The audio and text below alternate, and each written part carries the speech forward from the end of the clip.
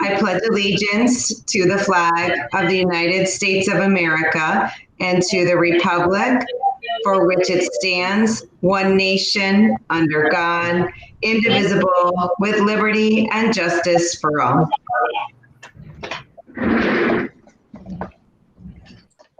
Is Melissa online? Thank you very much. Yes, she is. Actually, that brings up a good point. I'm just going to do a quick roll call for Board of Ed members since I can't see everybody right now. I see Maureen, Alexis, Dawn. I see Pat Saccone, our interim superintendent. I see John Kono. I see Nicole. I see Danelle. I do not see Matt. Matt, are you with us?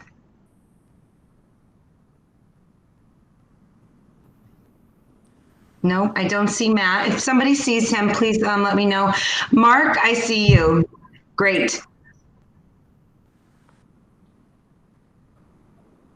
Okay, very good. All right, thank you very much, everybody, for joining us. Members of the public as well, thank you for joining us in this virtual setting. Just a quick little, I just want to go through how this meeting is going to work. Please remain on mute because there will be two portions of this meeting that will be, that will have a section for public participation, but I'm just going to ask that everybody remain on mute until you're called on. If you would like to participate in public participation, if you could simply write your name in the chat box. We have Mr. Jacques Dulac here who is going to monitor that chat box and let me know if we have members that would like to participate. Just simply write your name in Sarah, the chat. we do have the raise hand function for those that are actually connected. Excellent. Thank you. Thanks for that reminder. Thank you. Yes, at the bottom of your screen, there is a raise hand button as well. Thank you very much. All right. Otherwise, please remain muted until we call on you. Appreciate that. We're going to move on to our first item on the agenda, which is communication. Pat, I believe we have a letter of retirement.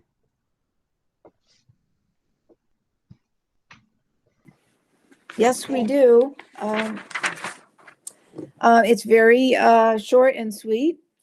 Dear Lebanon Board of Ed, I'm writing to inform you I'll be retiring as a French teacher in the Lebanon public school system as of June 30th, 2021. And that is sent to the board with respect from Molly L. Lathrop. So we, of course, it's a very terse letter. So we dove in a little bit. Molly has been teaching French at Lyman for over 15 years and advisor of the French Club during her tenure. She's organized student travel opportunities to Europe and to Quebec, and has organized an annual Mardi Gras celebration with music, food, colorful costumes, and decorated halls. She also volunteers as the piano accompanist for many of the productions in the district, many of the theater productions. So lots of great service there, and recommend later that you accept with regret. Thank you, Pat. Will do. I appreciate that. Is it the only letter of retirement for this evening, Pat? Yes. Okay, yes, great. Yes. Yep. All right. Our next item on the agenda is public participation.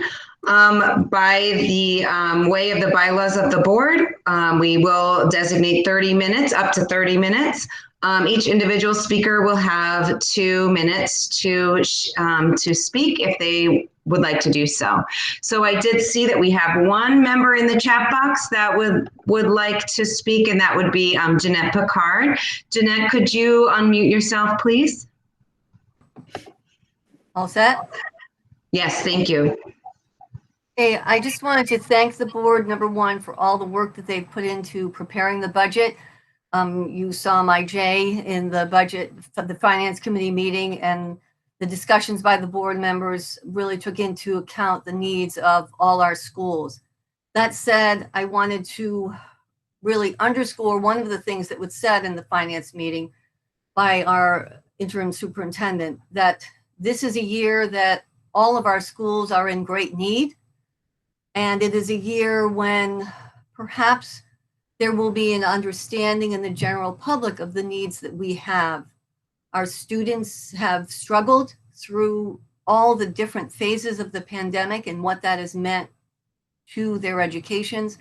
Our teachers and administrators have worked unceasingly hard to make sure that the students' needs are addressed, but they will have needs and continue to have needs that are greater than a regular budget proposes. I also want to talk about one of the things that was said about our facilities. All of our buildings have needs. All of our buildings have some parts that are in dire need of repair or things that are coming up, and we need to think about that. So as we have these deliberations, as we make decisions, I hope that the board members will think about people and places, our students, our teachers, and what they need, the students, what they need to get through this hard time, the teachers, what they need to help the kids, appropriate class sizes, appropriate supports, and then within our buildings, what we need to keep ourselves safe within the pandemic and within the future. So again, I thank you for all your hard work on our behalf, and I yield the floor to the next speaker. Thank you. Thank you, Jeanette. Jacques, do you notice anybody with their hand up?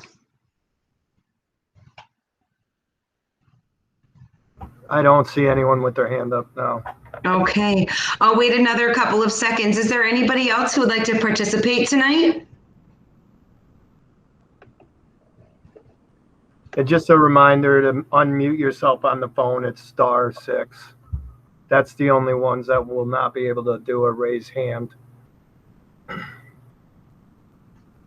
Great. Thank you very much, Jacques. Seeing no further public participation.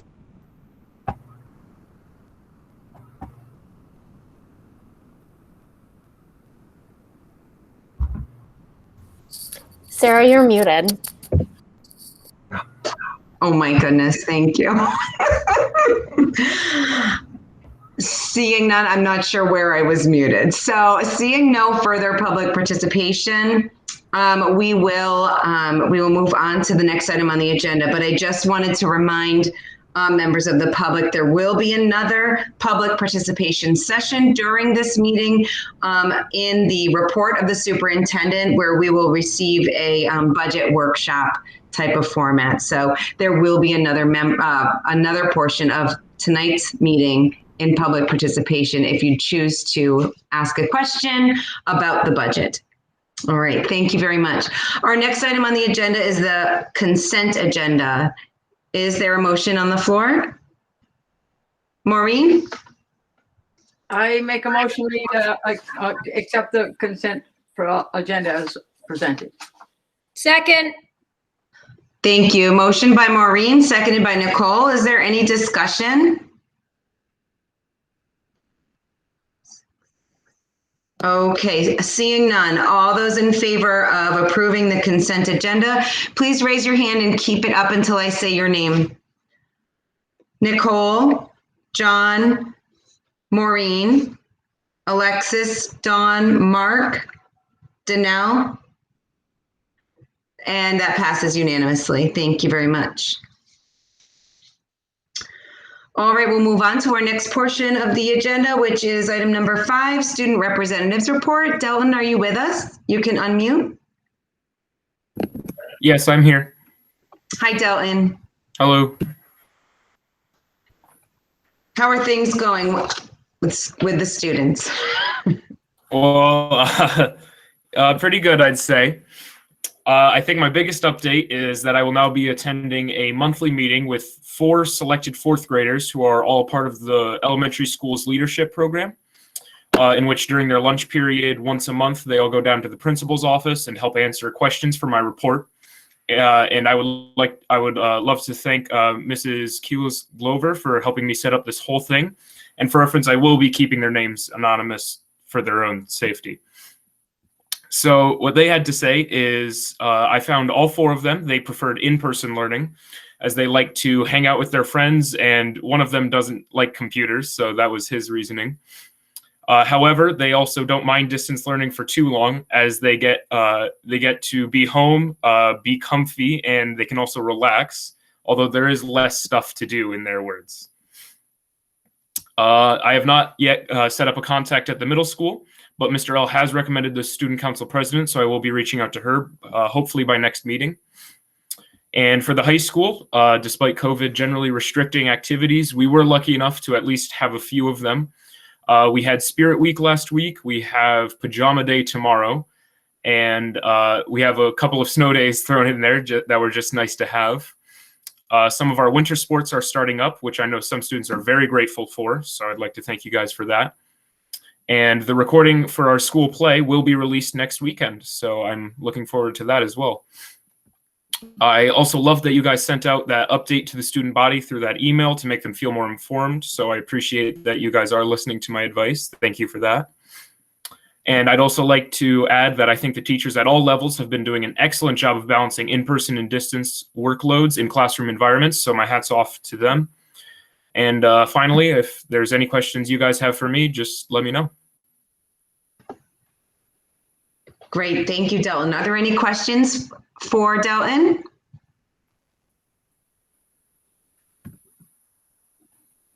Nicole? Yeah.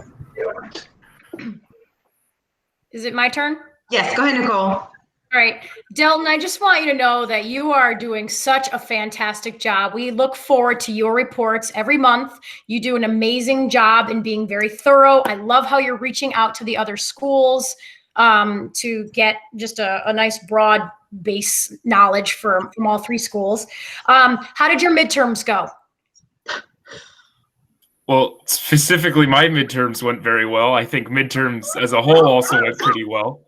Like, I'm talking about like stress-wise, and like, was it a comfortable setting, or I think as far as the whole high school goes, I think it was very good. The teachers did a very good job of giving, pretty much leveling the playing field, kind of making it just as fair for the distance learners. And actually, wait, no, midterms were entirely distance learning because it was during that shutdown week. I forgot about that. So I think it went very well. Everyone just got to stay at home and focus on the exam. So I think the environment was just fine. Very good. Thank you. Great, thank you, Nicole. Any other questions for Delton? No, thank you so much, Delton. We really appreciate your report and your hard work. No problem. I'd also like to add, if you guys ever have any questions just in the future, feel free to email me. Perfect, will do. Thank you, thank you. All right, let's move on to some reports of committees. And since Delton just gave his report, how about we start with our communications committee? Dawn. Our committee met twice since the following meeting. And the main reason why we met was to develop a statement from the board, or from the committee recommended to the board for approval, per Dalton's request for a statement. So we met to develop that, but that also led us to other conversations about communication in general, communication to the community, but communication amongst all three schools, how to develop a stronger channel of communication and making it appropriate per age and per school building. That's a very brief explanation of what we did in the last two meetings. So if other committee members would like to add more, I'm happy for that. But you did a great job. Are there any questions for Dawn? No, okay. Thank you, Dawn. Maureen, how about policy? Policy met. You have the minutes from our meeting in your packet. We addressed quite a few items. We passed some, we have some recommendations for first reading, and there are a few updates where we had already addressed the policies, so we simply are releasing the new information from Shipman and Goodwin, and we will have some action items coming up. So that's it for now. Great, thanks, Maureen. Any questions for Maureen?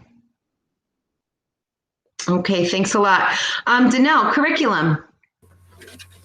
Thank you, Sarah. We had an excellent discussion, ran out of time. The first item we talked about was our midterm exams and distance learning. And like Delton said, the playing field was pretty much leveled because everyone was taking it remotely. We talked about how teachers adjusted and were prepared for this because they'd already prepared for distance learners to be taking their exams. We learned that a lot of the exams were more of explain your answer rather than just objective questions. There was more questions of how, and it was nice to know a good comparison of need to know versus nice to know because of this type of exams they were. We asked about the results of the exams and heard that they were similar to previous years. There's not a huge change with what's going on at school. And the teachers and staff and the board had a good discussion about rethinking how we do things, how we give exams, how we proctor exams, what kind of questions we ask and such. And we're also thinking about how all of this learning and all of this type of assessing helps kids for higher education or the workforce in the future. The next subject was also a big one. We combined two different things in the agenda sort of in our discussion: a mid-year assessment of our curriculum goals and benchmarks, as well as student success. All of the teachers said that there are some challenging areas to keep up. Mr. Apicelli talked about how challenging it is for especially the AP courses to stay on target because they have deadlines to meet by May, and there's certain material you have to meet in order to get the requirements for AP testing. Some courses are a little bit behind, and we're all, again, forced to evaluate what's important, what you need to know versus what is nice to know. Thanks to some of the comments from Holly, it's kind of new language we're using, need to know versus nice to know. At the middle school, Mr. L gave us some more insight into some of the students who are distance learning and really struggling with focusing and being engaged. He talked about how important Go Guardian has been for the administrators to stay on top of things, to see the students can log in, but then they're not engaging. And they can kind of be tracked with Go Guardian. We can also check what they're doing through Power School to see if they're really focusing in. And he's had discussions with principals from other areas that have expressed interest in what we're doing about it because they're having the same problem. We also talked a little bit about our numbers as far as failing. We don't have solid numbers. We didn't share solid numbers at our meeting, but our administrators are on top of that and looking at how to re-engage them, like I said before, and how to address the needs that they have. At LES, Mrs. QG talked about how they have a lot of supports there for distance learners, so it seems like they're doing a little bit better maybe than the upper grades. One question that our superintendent asked was, how do we know success and how are we measuring that right now? And Sarah reminded us, and Rita talked also about how we do have NWA tests that we're using that can show where we're at this point. But at the same time, there's a lot of struggling students out there, and we're going to continue our discussion. Like I said at our quick meeting, we had to go because of the next meeting coming, but we certainly have room for a lot more discussion. So I think we'll be setting up a meeting soon. And we also wanted to, hopefully we'll meet Holly in person. We've only had virtual meetings with her so far, our new curriculum director. But she said, give me a charge for the next meeting. She has a ton of work to do already just coming into her district. She's only been here, I think, 3 weeks. Is that right, Holly? But we're excited to have her here to help us, especially during this time, but to continue on with the good work Lebanon schools already do and pressing forward for the future. So for more information, we just had the meeting. Look at the minutes, which will be coming out in the future. Thanks. Thank you, Danelle. Any questions for Danelle? All right, great. Mark, negotiations? Okay. We're working on one contract with the instructional assistants, and right now we're at the point we have a mediation session scheduled for March 1st. So hopefully we can get some of those issues resolved. So that's the only thing I have to report. Thank you, Mark. Any questions? Any questions for Mark? All right, great. John, you do not have a report, right, for superintendent evaluation? No. No, we did not meet. I do not have a report. Great. And Alexis, safety and security? Oh, we do not meet. Okay, great. And that brings us to, last but not least, Nicole, Finance and Facilities. The popular group. We've met like 3 times since the last Board of Ed meeting. I'm going to be very concise here, so try and follow along here. First is the LED project in all 3 schools will be an action item this evening. We met with some companies and we narrowed it down to one that is going to come and replace hopefully all the LED lighting in all 3 schools, and it's actually going to save us some money every month. The Lyman oil tank at Lyman is now complete, and we suggested that we dismantle the stairs for the winter time so that to avoid any possible accidents, and then maybe in the spring look at some fencing company to come on in and build a permanent fence around that. I'm going to move on to the 2021 budget. It began at 5.7%, but then Pat and Bob have been doing a great job talking with everyone included to kind of look at the budget itself and kind of like do some cost savings in different areas. Then it went down to 3.6%. We are now at 3.21%. And there will be, with this percentage, there are no teacher cuts, no program cuts. We are looking at going down to the regular custodians, taking the extra custodians out, possibly the CNA, the half-time secretary positions to make it the 3.21%. We found some cost savings in insurance and heating costs and some retirees this year, which is how we got it down to the 3.21. So LES building project, Sarah and I met with 2 of the Board of Finance representatives, Megan Bruce and Liz Sharon, and they are kind of directing us now. The first thing that we'd like to do, or they wanted us to do, is to get an engineer out to LES to get some hard numbers on what that project will cost. Again, this is the ventilation system and possibly the windows too. For the entire 66 wing, which is 1st, 2nd, 3rd, and 4th grade. And so that will hopefully be an action item tonight as well. And then looks like finally we talked about the baseball field for LMS. It is a field at Aspinall that is a park and rec field, but they allow the Lebanon Middle School baseball team to use the field. And the question was who maintains the field, who gets it ready for the spring sports. We heard from Scott Elliott and Chris Fabry this evening on how they volunteer their time to get it ready. Also John Jarvis and some of the other custodians, I think, get it ready as well. So we're going to hold off on it for a little while. We're hoping that the spring sports do come. So as we get closer to maybe having baseball start up this year, we will revisit this and make sure that there is enough manpower and materials available to get that field ready for baseball. And then the final thing we looked at is the capital list that goes to the Board of Finance. They were working with kind of an older list. So we went through it and we kind of like tweaked it and took out some things that were old. And we will meet next Tuesday just to finalize that list, because we will be giving the capital list to the Board of Finance so that they can have it on record for the long-term projects. I think that is it. Any questions? Any questions or comments for Nicole for Finance and Facilities? That was an exhaustive, long list, Nicole. Thank you for your hard work. My goodness. And for everybody involved in that. All right, very good.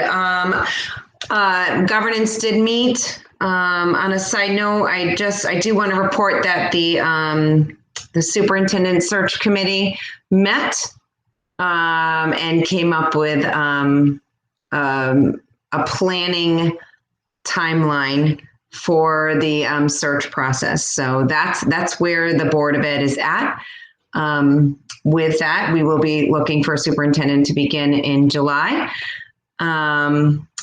So that's all we're going to say about that for now.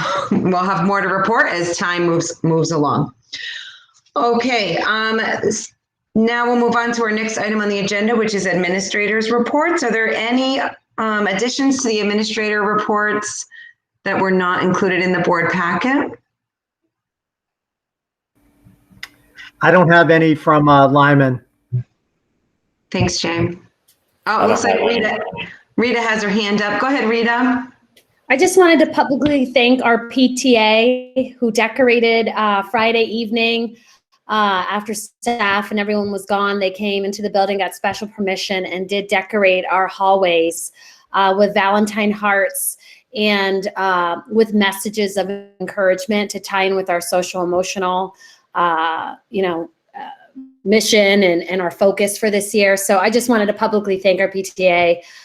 They've been amazing through supporting that, and it was really awesome. The kids loved coming in on Monday and seeing that. So I just wanted to say thank you.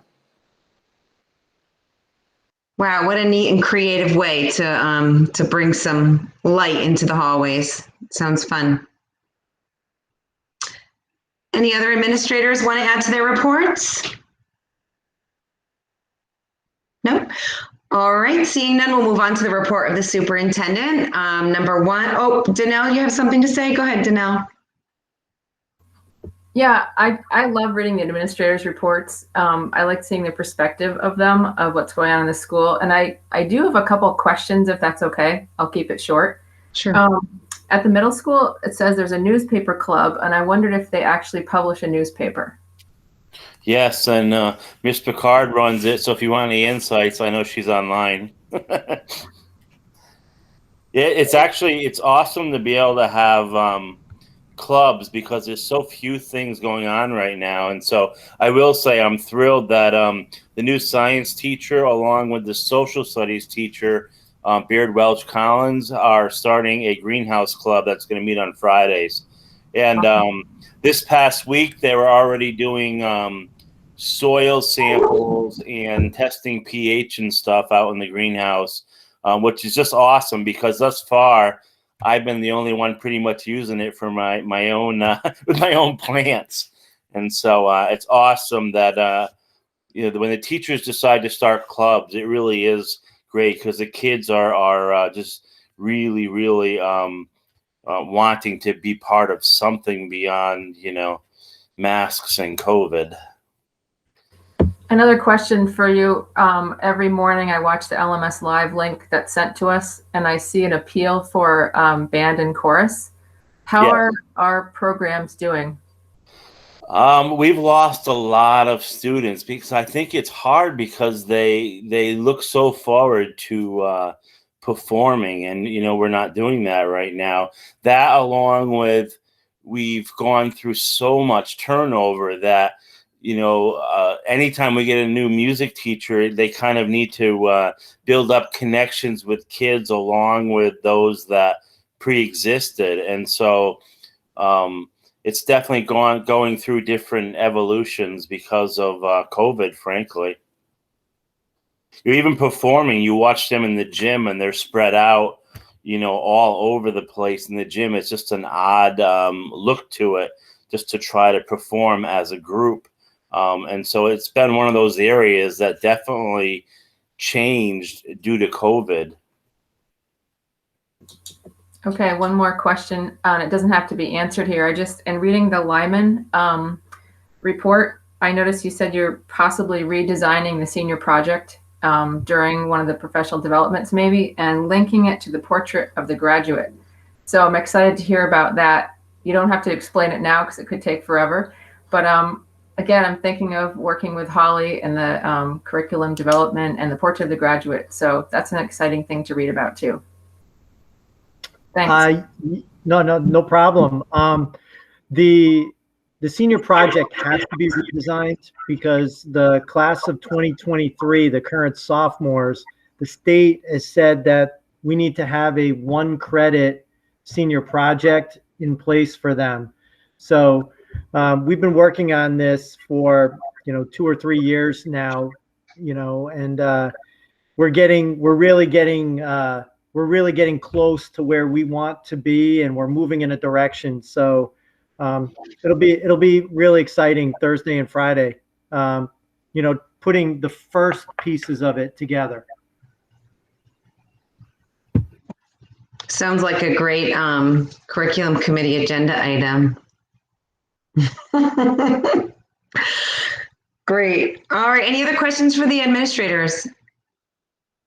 All right, we'll move on to the report of the superintendent. Pat, enrollment.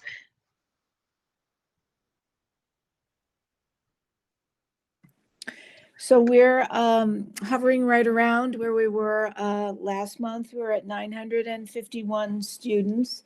Those are our student numbers in terms of all of our students, remote learners, students that are with us, and so on in person. I just thought I would throw into that as well, just for the edification of everyone, that we have a fair number of students who are distance learning. Those that are committed to distance learning, that's a choice that they and their parents have made, as well as some that are out quarantining. And we can talk a little more about that when we talk about the impact of COVID. But the elementary school has about 52 young folks that are doing distance learning. The middle school, about 75, and the high school, 77. So that's a chunk of our enrollment. If you think of our elementary schools at 334, our middle school is at 297 students, and our high school at 320. We have some students, but not very many, engaged in other schools, magnet schools, but more, I'm told, than we may have had in the past, but it's coming down. I was looking up some historic numbers. We were at one time around 50 students that might have been Lebanon students attending magnet schools and other schools of choice. And we're down to about 20 plus, around 24 students now. So that's really good. I also did want to mention that in just starting to look at how we will track what's really going on and what types of data we would collect, I was looking at true homeschoolers, those individuals whose families have chosen not to send them to any type of public schooling or private schooling, but to school at home. And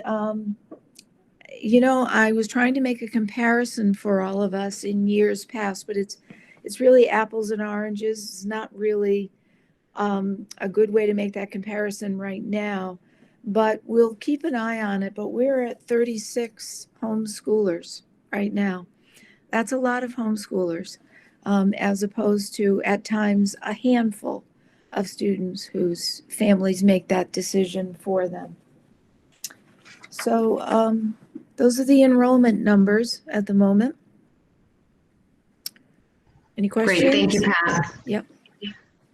I have a comment or a question. That I'm glad you gave me gave us the home school number, Pat, because I wondered about that. And if you add the 36 to the 951 that we have right now, that brings us to last June's numbers.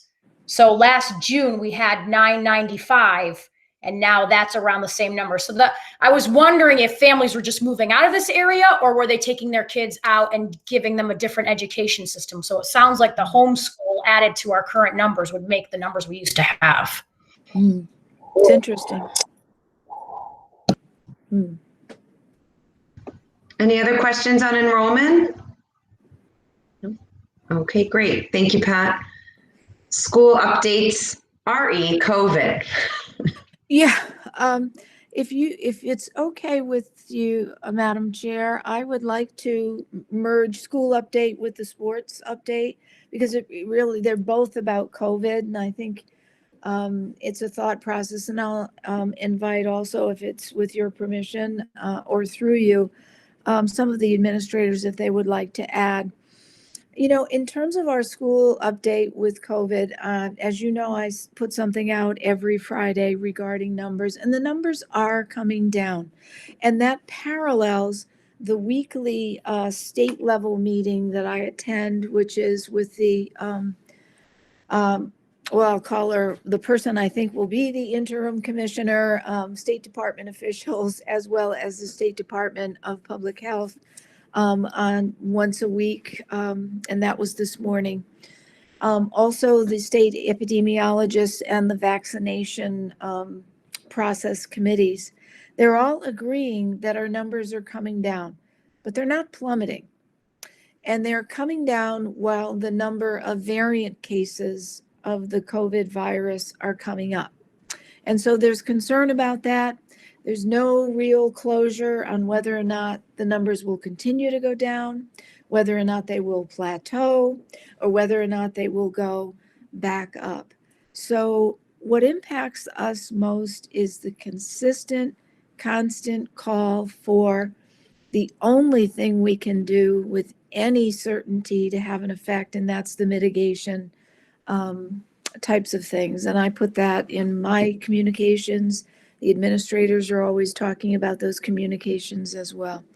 I would say that since I've been here, where I was averaging perhaps 2 to 3 at least a day, calls from nervous administrators reporting possible exposures, tremendous amount of time used in contact tracing and all of that, that has quieted down quite a bit. So I would say that between last week and this week, and it's only Tuesday, but we can hope, I think we're doing okay. If anything, I'm seeing more of it happening in people's own homes and those kinds of things where, there are some concerns.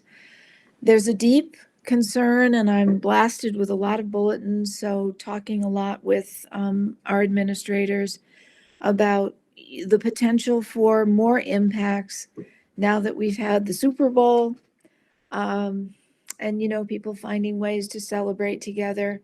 Some very high level national and state level consideration for important celebrations like Valentine's Day. I'm looking right at Rita because our littlest among us absolutely love that day. And oh my God, we want to make sure everybody gets a Valentine.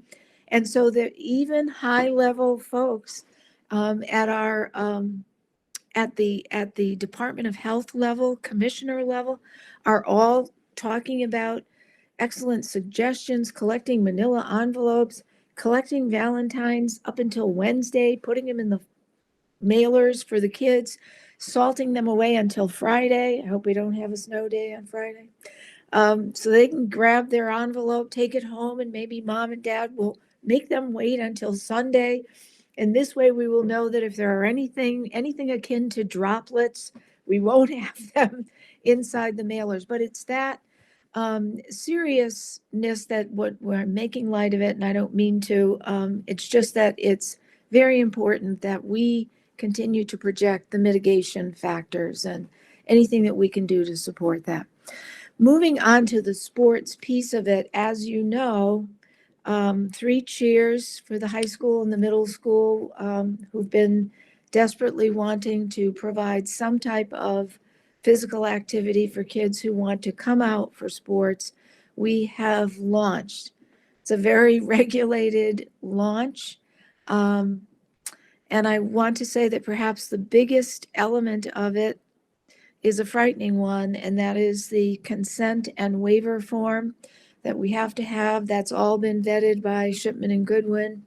And, I happened to walk through the middle school on Friday to see Mr. Fabry talking with a group of students near the main office.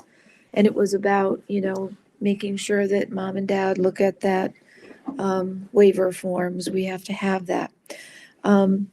I think that the schools are doing an excellent job.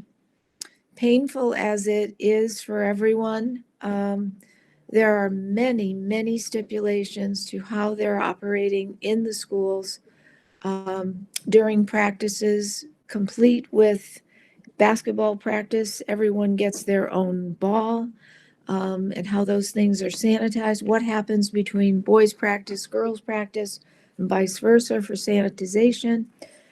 Carrying those mitigation and safety pieces through to bus travel if and when we could potentially get to games, and continuing those safety procedures.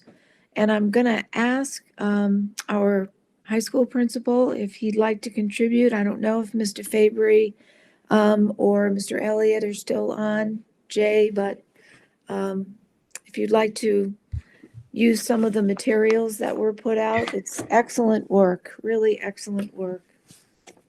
Well, one of the things I'd really like to say is I'd really like to thank Scott Elliott for all the work he did, and Chris Fabry for all the work that they did together to get this ready for our kids to safely start practice and hopefully, safely be able to compete.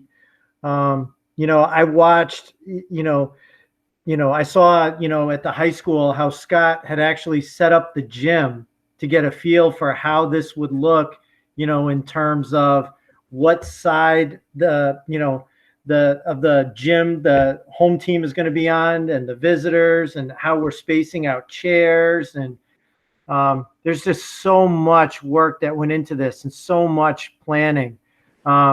If I know Scott's on here, Scott, do you want to maybe, just quickly go over some of the highlights of the plan? Sure. Is Jacques still here? Jacques, do I have the ability to present? Because I have the plan that I can just put up for everybody to see. Yes, you do. You should. All right. So like I said, I have a plan that we've put together, and I'll be brief in going through this process so that you can just see some of the mitigating strategies that we have in place. But we have a whole document. It's about 5 pages long, where we even have a map in terms of bus transportation coming to Lima Memorial, where our officials actually park, where our student drop off and pickup is, where the bus parking will be, with specific directions on how to enter into our building and where in fact they'll actually be. Our mitigating factors for everything in terms of gameplay with spectators, team personnel, scores table, video. We will be able to live stream. Chris and I will be working on getting that set up down at the middle school. So Jacques, we may need you and Justin to help us a little bit. But at the high school, we're set up, ready to roll. We do have our team areas, which are separated across the gym. They are not going to be on the same side as they traditionally are. We go as far as the opposing team or the visiting team must bring their own basketballs. We're not sharing basketballs amongst schools, except for the game ball, which will be sanitized every time the ball goes out of bounds and replaced in between quarters and such like that. We talk about that we're not using locker rooms and where our athletic trainer will be. We've also taken some pictures like Jay was alluding to. I'm going to skip through this next piece. This is all our mitigating factors that you can see and go through. And Superintendent Saccone has a copy of this. Mr. Apicelli has a copy of this. I've sent this down to the middle school for them to go through as well. But we have our gym set up with pictures so that we can see where everybody is in relation to the scorers table. The opposing team will be over here on the far side where the dog pound is. We can separate the JV team, the varsity team with the chairs versus the bleachers. This is actually a landscape picture from our video feed. It's a still frame that I was able to take with everything set up. I know it's a little bit more difficult. And then we were able to create a schematic of the gymnasium all together with where everybody will be set up, coaches' tables, coaches' chairs, scorers' table. We have trash cans and sanitizing areas. All the exits are clearly marked, in which case the students on the away team can step out for a mask break. We do have built-in mask breaks for each and every 4 minutes of a game. We do have our return to play protocols from the CIAC. This is a quick link that gets us there. And the ECC has actually come up with winter sport protocols as well. So when Superintendent Saccone talks about mitigating strategies, these 2 documents are filled with what we have to do at all times to try and keep our kids as safe as possible. We do have travel requirements set up for all the kids and coaches, including where they sit on the buses. If we have the ability to stagger seating, we will. If not, one to a seat. The only people that would be able to share a seat would be siblings. And then we have practice requirements as well that are all right here so that everybody has an understanding. The coaches have seen this stuff as well as the administration. We separate the kids. One of the concerns was congregating students together. When you see sporting events, you see them all in huddles an awful lot. But I can assure you that our boys basketball coach came in and set up cones around the entire gymnasium. Each kid has their own area to work with their own basketball. with their own penny. We do wash the pennies every 24 hours. They're washed every single day, so that the kids are not wearing the same stuff over and over and over again. We've encouraged the students to make sure that they come in with new clothes every single day, which we know is always a difficult situation, but there are just so many different things to think about and prepare for. We're trying to do everything possible to get ourselves to the opportunity to play games, and if we do get the opportunity, to keep everybody as safe as possible, not only our students and staff, but also the opposing team's students and staff as well. If I may, let me add one item to that, which was made glaringly clear by the State Department of Education in collaboration with the Department of Public Health. And this is nothing that you've just heard Mr. Elliott talk so well about how much work goes into this, how much they're doing to keep everyone safe, and, you know, really try to mitigate those little huddles and all of those things. But the fact of the matter is that a lot of sports programs have reopened and then they have closed down because of transmission and spread. This is nothing that Mr. Elliott, Mr. Fabry, Mr. Laskarzuski, Mr. Apicelli, or anyone in the schools is fostering. But kids, again, we've talked about it earlier tonight, want to socialize, and sports inspires socialization. And so I'm saying, and there's a reason why I have my new witch's broom, which you can all see right behind me here.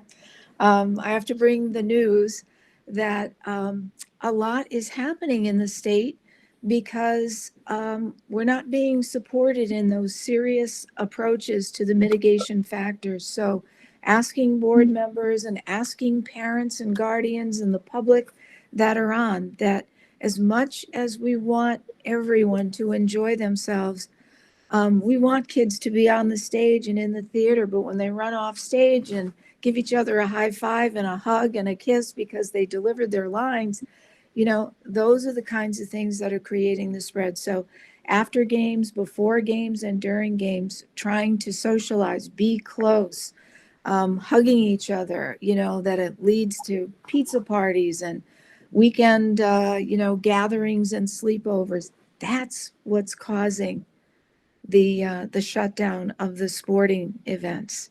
So just want everyone to keep that in mind. And Superintendent Saccone, if I could add in, I do want to say, and I know that Chris will probably do the same with the middle school. I'm not sure when they're going to start officially in person, but I did take the opportunity on Monday to address the teams individually on that specific point that you just brought up about, we can do everything possible. We can write everything down on a piece of paper. We can try and adhere to every policy, protocol, mitigating strategy that there is out there. But the choices that we make while we're in the building, while we're out of the building, those are the choices that are going to determine our fate. And to try and stress that with the student athletes, that was the most important thing that I tried to get across to both the boys and the girls basketball programs. Our indoor track program is getting ready to start. Shortly. There will not be competition, but they will have the opportunity to work out in small groups and work on some skill building and stuff like that. But you know, the focus primarily right now is with those basketball kids because they're in the gym and they're working towards trying to get to gameplay. So I did want to touch upon those points that you brought up because I think they're going to be the most important thing to try and get us to move forward. So I appreciate your support. I appreciate the board's support. And if anybody has any questions at any point in time, please feel free to contact me. I'll do my best to answer in a timely fashion. There is a hand up. Thank you. Thank you. Danelle, yeah. Yeah, thank you for that full report, Scott. How much of the mitigation strategies are from the CIAC and how much of it is perhaps added by Lebanon Public Schools?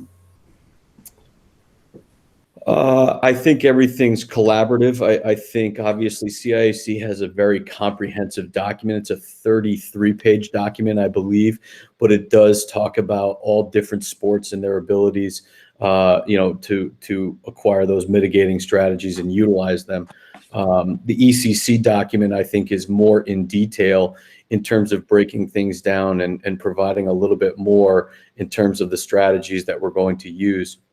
For example, we went as far, and we've since changed it, but we went as far, instead of playing 4 8-minute quarters, we were looking at playing 8 4-minute quarters. And lo and behold, when we figured out what we wanted to do as a league, we sent our document to the CIAC, and they actually took that. They told us that we couldn't do that because we were changing the integrity of the game, but they turned around and they implemented a 1-minute mask break at the 4-minute mark of every quarter. So essentially, we couldn't say that we were going to play 8 4-minute quarters, but they put it in there for us, so that we can build in those mask breaks for kids, so that we can separate, and they can take the mask off outdoors. In our situation, we'll utilize the atrium, we'll utilize the ag hallway where the tech ed room is, and we'll utilize those doors that directly go outside behind the dog pound. So it's more collaborative in nature, where all the documents together, including LPS, ECC, and CIAC, all kind of putting together everything to make it all work. Can you also tell us about your video capabilities for spectators? Sure. So we have a new camera that is mounted at mid-court of the gymnasium. It's about 16 feet up in the air. It is through the Huddle program. And for anybody that may have some football background, the Huddle program kind of started with football, in that it allowed coaches to exchange game film. So what it is essentially is a company that employs a number of different individuals that sit down and break down all game film that is sent to them.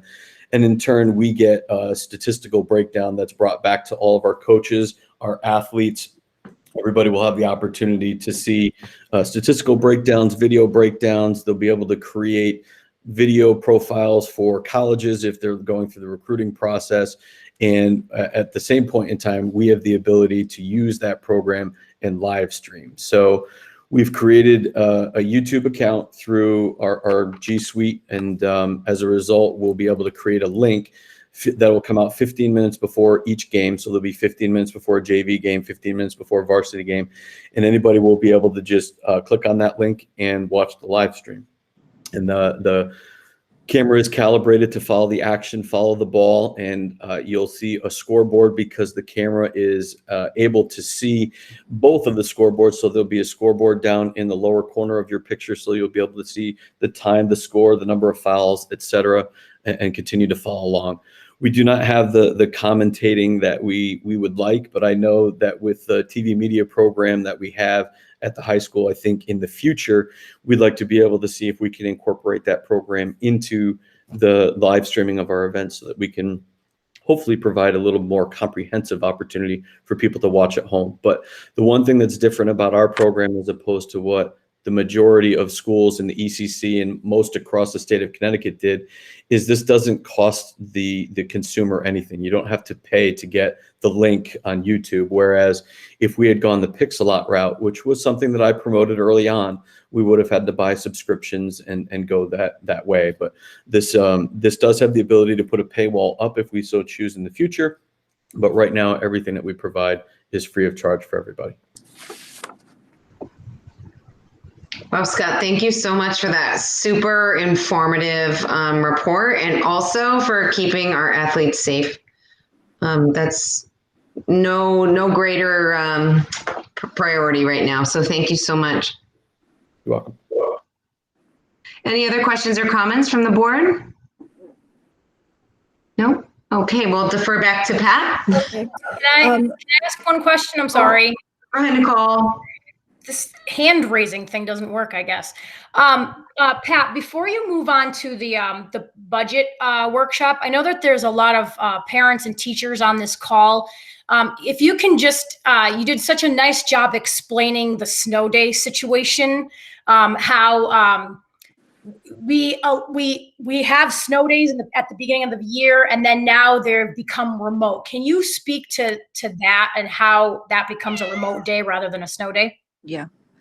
Yeah, sure. And then I'll go back to just one other COVID item that is something that the board will need to know about. Yeah, we still have snow days before we would ever get to impacting, the spring vacation. However, we are at a place where we're starting to rev up with storms, and I'm, feeling like a hurricane tracker now. They're coming fast and furious, and um, so one of the things that we looked at was having a snow day. I went back and looked at the board discussion when it was a board meeting discussion with the former superintendent. There was some talk about, how people feel about snow days. And Mr. Angeli did say that he favored two snow days, 2 or 3 snow days before beginning remote days, because kids and folks, well, a good old fashioned snow day is good for everybody. And so we had a snow day that popped up. We had one delay early, I think it was a late start one day, and then we had a snow day. The decision-making around snow days has everything to do with whether or not we could even do remote learning. What would be the obstacles to that? And I think the primary obstacle to that, at least in my book, is if a snow day is coming with heavy duty snow that's sticking, high winds, gale force winds, the potential that's being predicted for more than just accumulation, but the potential for heavy winds, power outages, and that kind of thing, which would just ruin it for everyone. What's the rationale with the State Department of Ed behind snow days being remote learning days? And that is really well-intentioned. It's not to make people crazy. It's not to make you have to purchase help if you have to get babysitting. I know it's a hardship for families. If you need babysitting, you're going to need that on a snow day, whether it's a remote day or not. But if you also need that, and you feel you need a higher caliber or maybe an older person as a babysitter, someone who can work with kids, on computers. But really the intention of the State Department was to make sure that kids, we're coming fast and furious so far along in how much isolation kids are having. Quarantine isolation, not being able to see their friends, no sleepovers, no parties, none of those things. And so really those decisions are just an opportunity to got a whole day on your hands to keep kids connected to the people they want to see in this world. Their friends, that's why they come to school. Wish it was to learn how to solve equations and, learn how to read, but it's really to see their friends and also to see their beloved, trusted adults. And so that's why we tried a remote day. I think if you do it the old fashioned way and you watch the television stations, it's huge, the number of districts that are taking advantage. We're already cut down from 900 hours of education. We're already cut down from 180 days. So there's a lot of gap and a lot of loss. Do I think, please don't ask me, do I have a policy that every single snow day will be a remote learning day? No, I absolutely do not. For those of us who are in education, we want to be as ready as we always can, because we don't know what's coming at us anymore in terms of decisions that can put us out of our school buildings.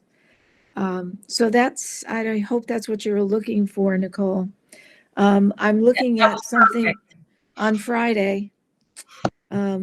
I don't know. It's Friday. It's before a long weekend. You don't have to worry about Friday because the kids don't come on Friday and Thursday. Right. So you're all set. So, oh, good. Maybe I'll get a little shut eye too. We'll see. Okay, I did want to mention one other thing, that COVID does constitute an impact for us. We've received our alert. I've been in communication with our attorneys, and I do want to say this so that, the good folks who work with us every day, who are on as well, will hear this. I will come around, I hope, to faculty meetings or plan for some meetings to explain folks how this works, but the governor did reissue a commitment to a part of the FCRA or Family Cares Act that was allowed to lapse by the federal government on December 31st. And it literally has created a huge impact on us and on our staff. When people have to quarantine because of an exposure that has happened in the school, quarantine because of an exposure outside of the school, quarantine or stay apart from us until they have been tested. All of these things that FCRA at one time required school districts to pay the wages. And there are 6 categories of what might happen to any one of us that would require us to pay those wages. And that was up to 80 hours of paid wages. When the FCRA lapsed on December 31st, that went away. Well, on Thursday, Governor Lamont reinstituted that, and he made it retroactive. So it's a nightmare of paperwork and wanting to be sure and consistent in how we adjudicate this. But I want the board to know that we are aware of this. We have already canvassed through the payroll. We already know who on our staff may still have time on the 80 hours of this that they can take advantage of if necessary. Those who have less than that but still can. And so we will be addressing that with the staff and with the union representation as soon as I can. I've been a little busy with budget presentations, so but this is next on the list to get around and make sure people know that we're paying attention to this. So just want the board to know that you're going to hear about this probably quite a bit, and you'll hear about it in the news. We're on it, okay? But that's another COVID impact. Thank you, Pat. They You're just keep welcome. coming, those COVID impacts. Yeah. All right, great. That brings us to the budget workshop, or the superintendent's proposed budget. So we're going to let Pat present her budget to all of us. And then following the presentation, we'll have the board members ask questions, and then we will open it up to the public to ask questions as well. All right, so I'm going to present, and as soon as I start doing that, I'm not going to be able to see any of you, so that's sad. All right, here we go.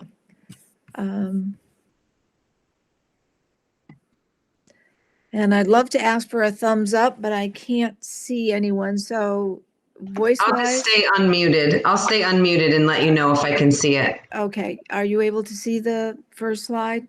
No. Okay. Well, let's try that again.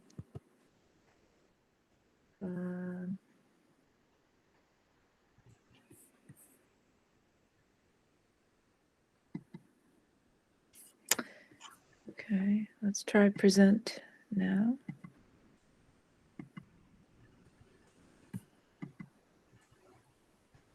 All right. Oh, there we go. How we doing? Pretty good? Very good. We can All see it now. Thank you. There we go. Okay. So for purposes of individuals who, and for the board who are with us this evening, this budget workshop is more of a presentation of things in the aggregate with a lot of the rationale behind it, because what I have found is that you know, I've been here since January and have perhaps thought of nothing more than the budget on a regular basis. Good questions from the Board of Education, and we have a very active Finance and Facilities Committee, so there's a tremendous amount of work and rationale that goes into this. This being a public input session where we encourage folks to understand what's in the budget, ask questions if necessary, and get a real handle on how and why we're where we are in terms of percentages of growth in what the Board of Ed will present to the Board of Finance. So it's a little bit of a different look. For the public, of course, board members have their full complement of line listed budget items in those full accounting packages. This is a little different aggregate presentation.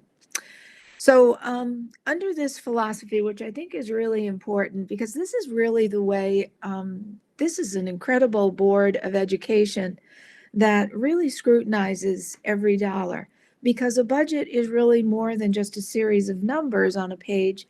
It really has to become an embodiment of what our values are in terms of our educational programming.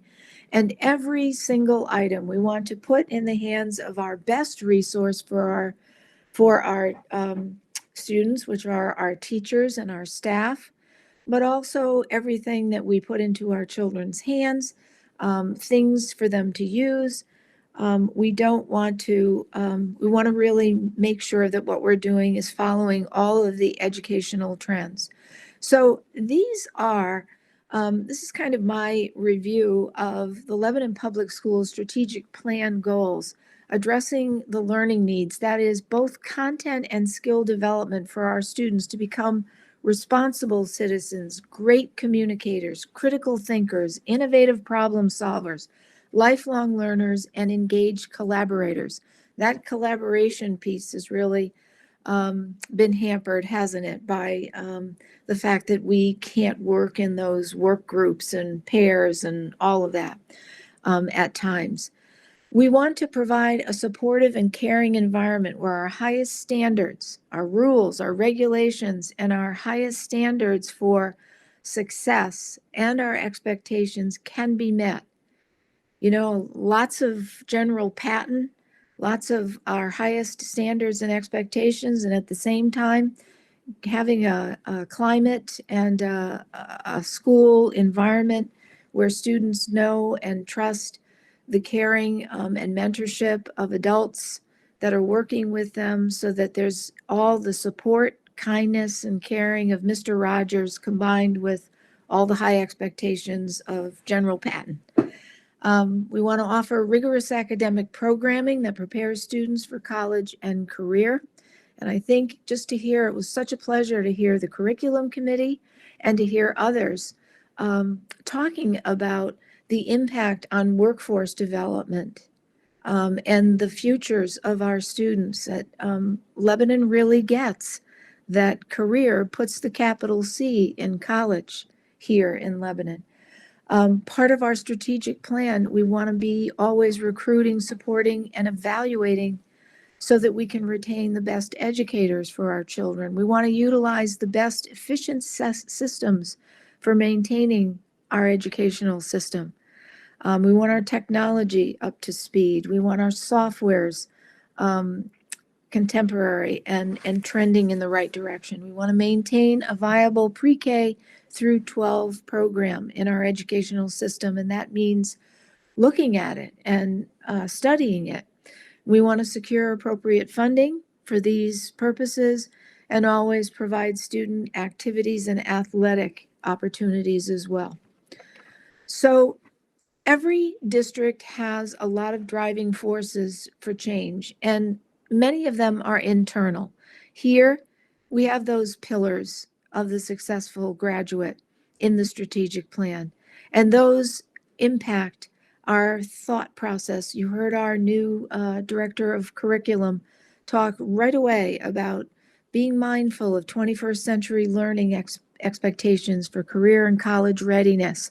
All of those within the 7 contextual platforms of academics, social and emotional learning, mental health, and so on.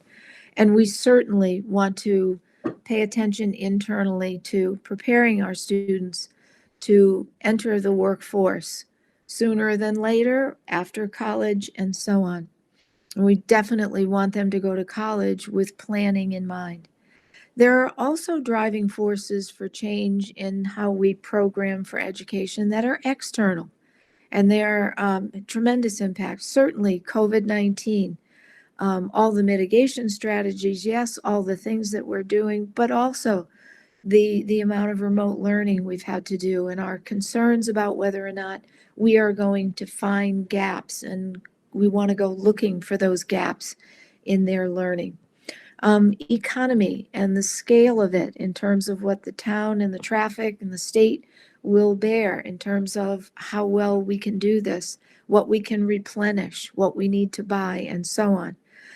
Anytime we are talking about special needs accommodations for students, and how we do that for them, and the gaps that they may be experiencing and how we're going to remediate that is an important piece of this that is an external driving force. And then, of course, always legislation.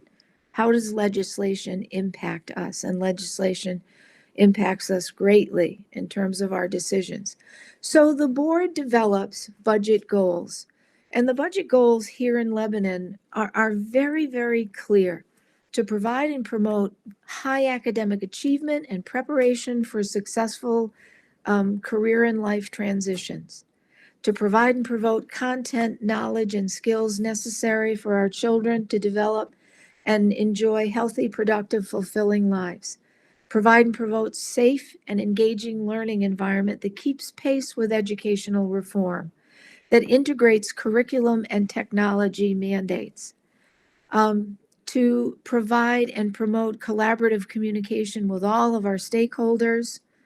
And then finally, to continue to recruit and retain the best personnel through supervision and evaluation, and always through support. Evaluation should always begin with support. And so we translate that into budget guidelines. So we know we want to improve and enhance our curriculum and instruction, and took a big step in making sure that we had, as soon as possible, a curriculum director to work with us who's already, burning up and burning the midnight oil, looking at curriculum and figuring out where we are and how we can grow and enhance that. Supporting our technology integration in our educational systems. We want to support enrollment growth. And that's where I had placed that at one time. We had more than 58 students out, and now we're a little over 20. So maybe our students are thinking about coming back, and maybe the success of our students and the work that the board is doing and the transparency is having that effect.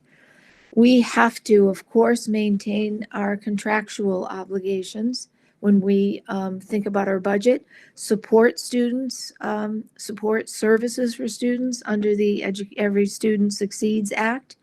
We want to maintain and preserve our buildings and grounds, and you heard an awful lot of work underway through the Facilities and Finance Committee trying to address that. And then, of course, all of the safety and security measures that are incumbent on us to keep us all safe.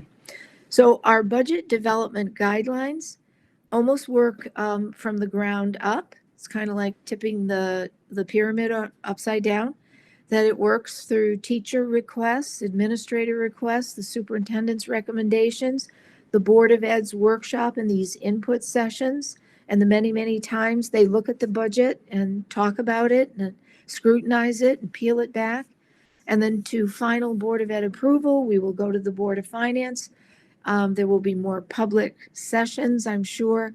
And then whatever COVID will allow, towns may have referendums, or perhaps the annual town meeting where a town may vote.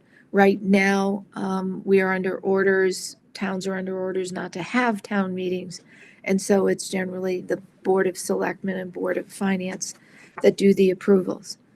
Always, we here in this office are seeking to work with known needs, and you will hear Mr. Serpensky say as eloquently as he always does, my gosh, it's a moving target. It's always a moving target.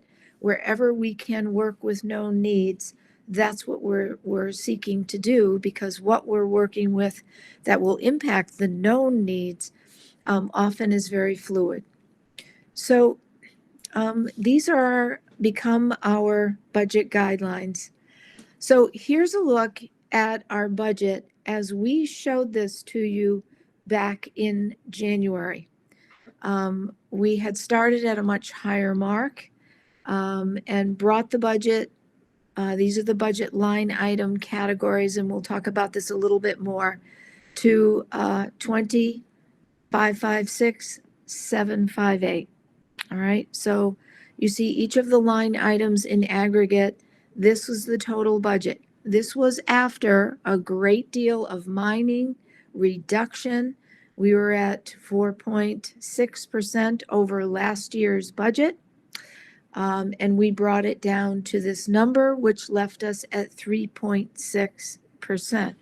So let's go a little bit further with this. This is a look at the budget in pie chart.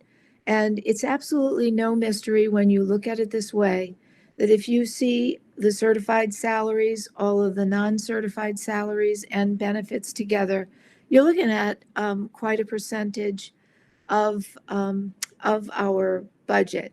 And that is always the way that we should look at budgets. And that makes perfect sense, that the greatest resource, the most important resource that we have for our children are the professionals that work with them every day. So if we can just push on, these are the budget drivers that can impact the Lebanon Public Schools and the things that we're looking at right now. So of course, it's always salaries, and that is true of every school district, okay, which shows an increase. Don't forget, we've just recently completed negotiations, and we're soon and shortly to complete negotiations in a non-certified area. So these increases reflect the negotiations of the new 3-year contracts. Health and life insurance increments, always special education, although as a driver this year, it's coming down. And there are many, many important reasons for that.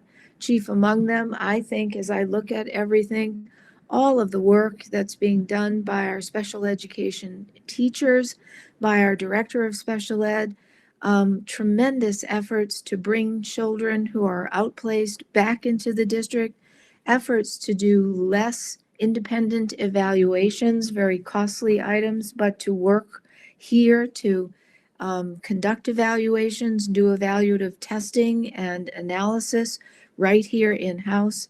All of this fine work resulting in savings, actually. And then, of course, I'm sure you'll hear Mr. Serpensky talking about this in a bit, the heating oil reductions that we've been able to take. So bringing things down again, you can see at the 4.55 mark where we are in relation to the 2021 current year budget. So let's keep going. If you look at the budget drivers again, you can see the salary and benefits, and then the impact that some of these other areas are having.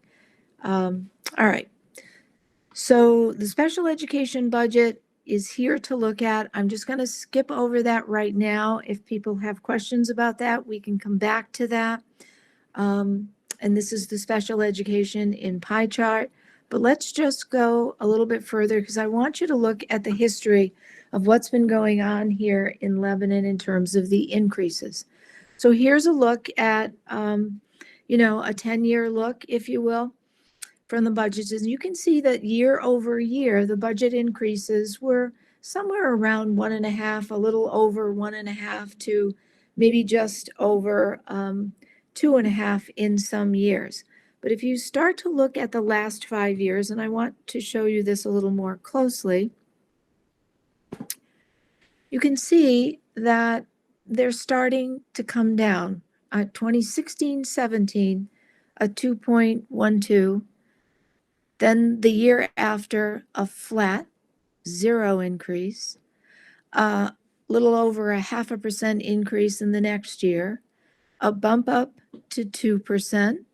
And you can see that there probably was a great need to look seriously at what might have been missing in those flat flatter years. Then up to an ask for a 2.85% in 2021, but that did not come to fruition, and it was adjusted back down by the Board of Finance offering a $100,000, just a $100,000 lump sum, and an opportunity to, I think, take up whatever was necessary or left over in accounts for the previous year.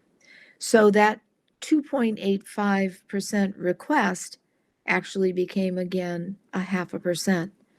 When we began in this very difficult year of adjusting, of educating in person, of having to position ourselves to be able to educate remotely, technology needs, all kinds of things coming at the school district. We started in a place, new negotiated contracts and so on. We started at 4.55. We really got that down to a 3.55 just by going through and mining. So in January, you all looked at a 360, 133. So just over 20.3 for a 3.55.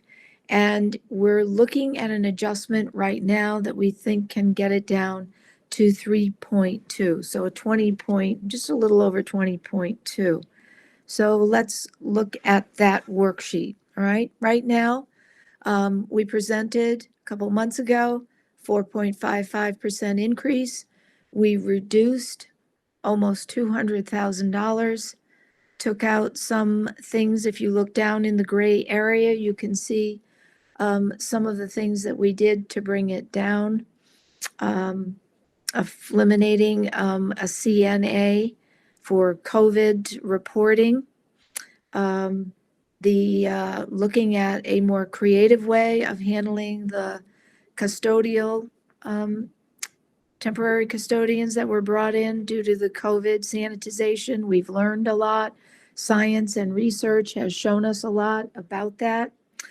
We've eliminated 3 additional full-time building secretaries or moving them up in that regard.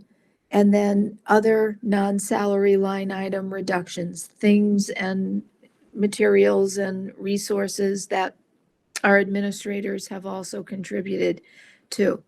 Now, if we look back up to a couple of new areas, we have health insurance potential reduction.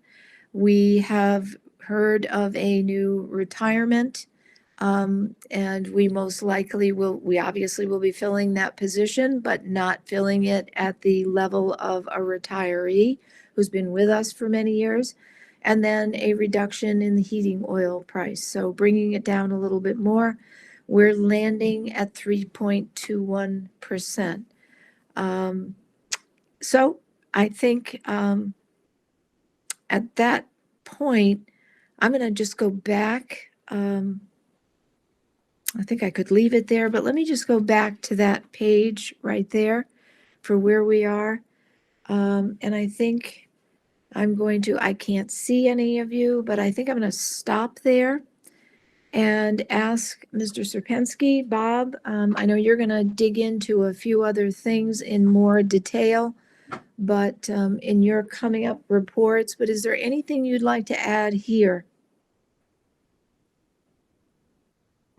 I think Pat did an outstanding job of recapping and walking everyone through where we are. So I don't have any more color to add to that. I just will say that the administrators and myself and Pat are continuing to still mine or review the budget. And as if you could recall the last slide she showed that showed how we got down to the 3.21%. That reflects news that some of which was as recent as this morning. And that's why some of it isn't blended into the numbers yet. Once you start making these slides and everything, it's a rather lengthy process. But we received notice from the state of Connecticut today that the partnership rates for active employees will go up 3%. We had budgeted 5. Local districts had done a survey of partnership districts, and I was budgeting the lowest at 5%. A lot of districts was 7, 8, and 9%, so I was getting nervous. So I was pretty happy when it came in at 3 today. Our end rate might be slightly higher than that because we blend the rates with the retirees, and the retirees premiums are going up higher. And these latest retiree, that was new news at the end of last week. So I know there'll be new news to continue going forward, and we'll obviously blend anything into the budget as we learn of it.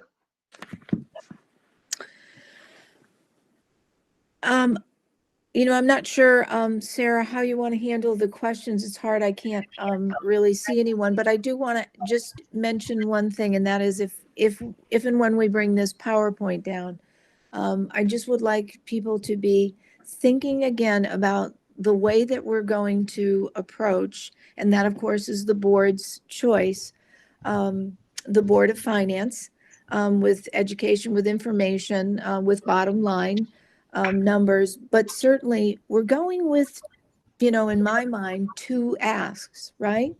We're going to be going with a certain budget increase, which we would every year. We're also going with a second ask, and I think that is hoping that whatever accounts we may have realized some savings or some funds that we haven't expended yet, as long as they are reasonable and appropriate, that because we don't know what the ramifications and impacts of what we've gone through, the schools, the buildings, and all of that, that the Board of Finance will also, we hope, be considering our use, the board's wise use, if you will, of accounts that still have balances. And whether that's for engineering services or whether that is for, replenishing leveled books for the elementary school. That's in my mind something that everyone should know, and being transparent, we would be part of our ask. Great. Thank you, Pat, for that. I mean, extremely informative, clear, pointed presentation. I'm going to start. If we could take the presentation down for the moment, we might need to put it back up. I'm going to start with the board and some questions that they may be having. So, yeah, there we are. Okay, great. So starting with the board, are there any questions, comments, anything you'd like to contribute to this presentation?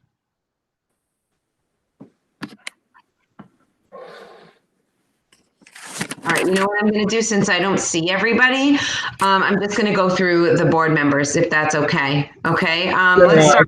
Sarah, I can see everybody, so if they want to use the raise hand, I'll let you know. Okay, great, thank you. I don't see any raised hands right now. Oh, I see Alexis has her One hand just went up, yep. Go ahead, Alexis. Yeah, no, I just want to echo Sarah's statement. Pat, that was very informative. I really appreciated all your information and your insight, especially coming as a newcomer into our district and seeing everything with a new, fresh set of eyes. So thank you very much for that report. It was very much appreciated. Thanks. Thank you. Danelle? Yeah, I was looking through our board packet and I'm wondering what things in the budget, like things that are over budget, like computer software, et cetera, are covered by the CARES Act, tech licenses and things like that. Is that for the next year's budget, or is that for this year's budget? Yeah, sorry. I guess I was looking at last year's, but thinking forward, some of the stuff that we're looking at in the facility meeting about repairs of the buildings and air quality, isn't some of that mentioned in is it the ESSER account or grant or something? Yeah, and I'm gonna, I can certainly give you a little information on that. And I also, then I'll ask Bob if he'd like to also join in. But yes, there will be new ESSER money. We received ESSER money under ESSER 1. And, use that money, of course, and there's all kinds of things. That money can be used for salaries, that money can be used for facilities, the money can be used for educational materials and so on. PPE equipment, all of those kinds of things. ESSER 2 money is coming, and we know exactly what we're going to get. We're going to get $210,000. Think maybe we should be getting a little more, but they're using a 2-year-old, I think, Title I formula. So it is what it is, and we're getting that. Now, that money can be used for anything and everything that we would have used as a criterion from ESSER 1. It also has added, though, they have added 2 new criterion, and the first criterion is the State Department of Education in their application will want us to address a needs assessment in terms of what are the learning gaps we are seeing in our student population. So that's number 1. And then number 2, you're absolutely right. You could use that money. What are the needs you may have in buildings for fresh air and HVAC systems and so on that we know the state is very concerned about in older school buildings. 210,000 in the projects that we need on our school buildings would wipe out 210,000, and we probably really wouldn't finish those projects. So that might not be the best way to go with those funds. Nonetheless, whatever way we're going with it, on February 22nd, the state will open up an application, and it's basically a needs assessment that we're going to have to do, and that's how we will justify the way that we can get that. So should the board be involved in that? Sure. But we have to do it according to that application and that formula. The other thing that we want to take into consideration and always remember is that any use of the COVID relief funds cannot be used to supplant any normal things that we would be doing in operating expenses in our school district. So, the dreaded supplant is always we got to be really careful with that. But let me ask Bob to jump in on that because he's watching this very carefully. Yeah, and later on the next couple items down, we're going to go into the ESSER 2 funding and the Darnell's questions related to 2021 that'll be covered in that report. And to Pat's point, I believe you had a 4-page handout from the state detailing in minutia what these can be used for, and it can be used for staff members to ventilation upgrades, to cleaning supplies, and so on and so forth. But it's all going to have to be tied back into that needs gap mitigation and writing a plan. So I'll save the rest of that for the when we get into the ESSER piece and the review of the 2021 budget. Great, thank you, Pat and Bob. Are there any other questions from the board to Pat or Bob about the proposal? Any comments? No. Okay, seeing none, let's go ahead and open up the public participation portion of the workshop where Hold on. I think Maureen raised her hand. Oh, thank you. I'm sorry. I cannot see Maureen right now. I did raise my hand and somebody else just said they wanted it. Amy Reynolds. Oh, go ahead, Maureen. Well, you asked for comment. I was just impressed with the presentation. I did listen to the meeting earlier, so I had a lot of this already heard. But yes, it was very, very professional. I liked it. Thank you, Mo. Agreed. All right, so now we will open up the public participation section where individual speakers may ask questions or comments for a maximum of 2 minutes. If you would like to participate as a member of the public, we're just asking that you go ahead and put your name inside the chat box And please state your name and address, if you don't mind, before you speak. Okay, so we have, I think we have Amy Reynolds. Go ahead, Amy. Good evening. First, I want to thank Pat as well. I was very impressed with the information she put forward. One thing that I thought was really, oh, by the way, I'm a 5th grade teacher at the middle school, for those of you who don't know me. I was very impressed with Pat's presentation. I also thought it was really important how she highlighted the past 5 years and the trend of a really low budget line increases.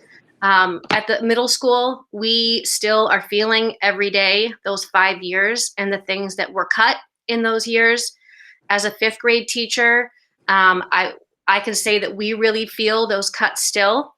We lost a 5th grade teacher and a 6th grade teacher the next year in those 5 years. We're down to 3 teachers per team. I know many Board of Ed members are aware. So last year in December, when the budget process was going forward, myself and other team members came to Bob at that point and advocated reinstating that 5th grade teacher. The reason for that was the 4th grade team had already decided that that particular class needed to be split 4 ways, and we wanted that to continue into middle school. Later on in the fall, when COVID had knocked us all off of our feet, we again advocated for that position to be reinstated. We wrote a letter to the board stating basically that and our reasons. This year's been really tough for everybody. With large classes, spacing has been a huge issue in 5th grade classes.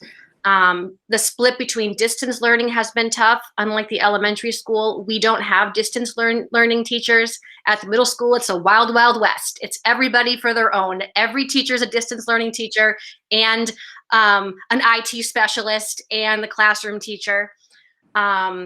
So again, I'm just bringing that up that we've advocated it time and time again. I think when students come back in the fall, there's going to be gaps to fill. There's going to be kids who have not been in a classroom for a year and a half. And I think that our social emotional needs, small classrooms, small communities is going to be really key to start off our next school year. Because I think even when we're all back in school, now's the time to put those pieces back together. And I think we're really going to see the impacts of COVID at that point. So that's some input from myself and from the 5th grade team looking at the budget. And I really appreciate the chance to share that. Thank you, Amy. We appreciate hearing from you.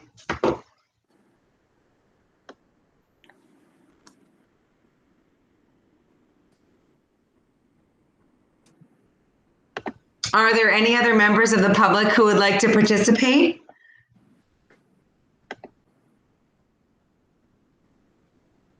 All right, I'm looking at the chat box. I don't see any other names, but I'll look again for hands up. Maureen, do you still have your hand up? No. Well, she does, but she doesn't. Okay. Jacques, could you just remind any callers how to unmute themselves? Sure. If you're muted on the phone, it's the *6 to unmute yourself. And we should probably call on anyone on the phone since they wouldn't be able to type in the chat box. That's true. Are there any members who have called in that would like to participate? You can click or push *6.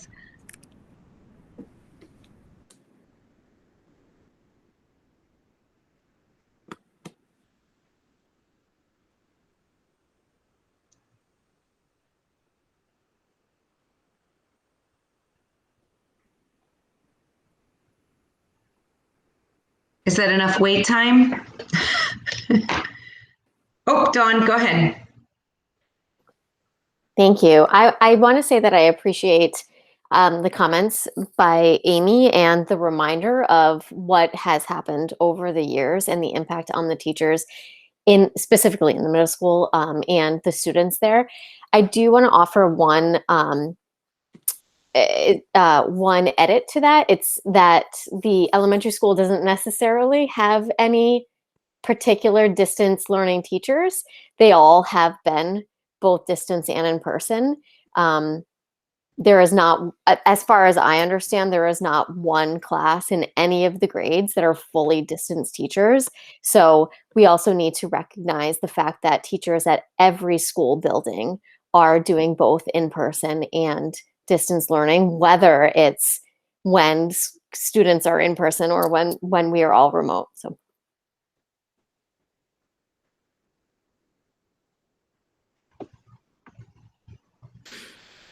Okay, great.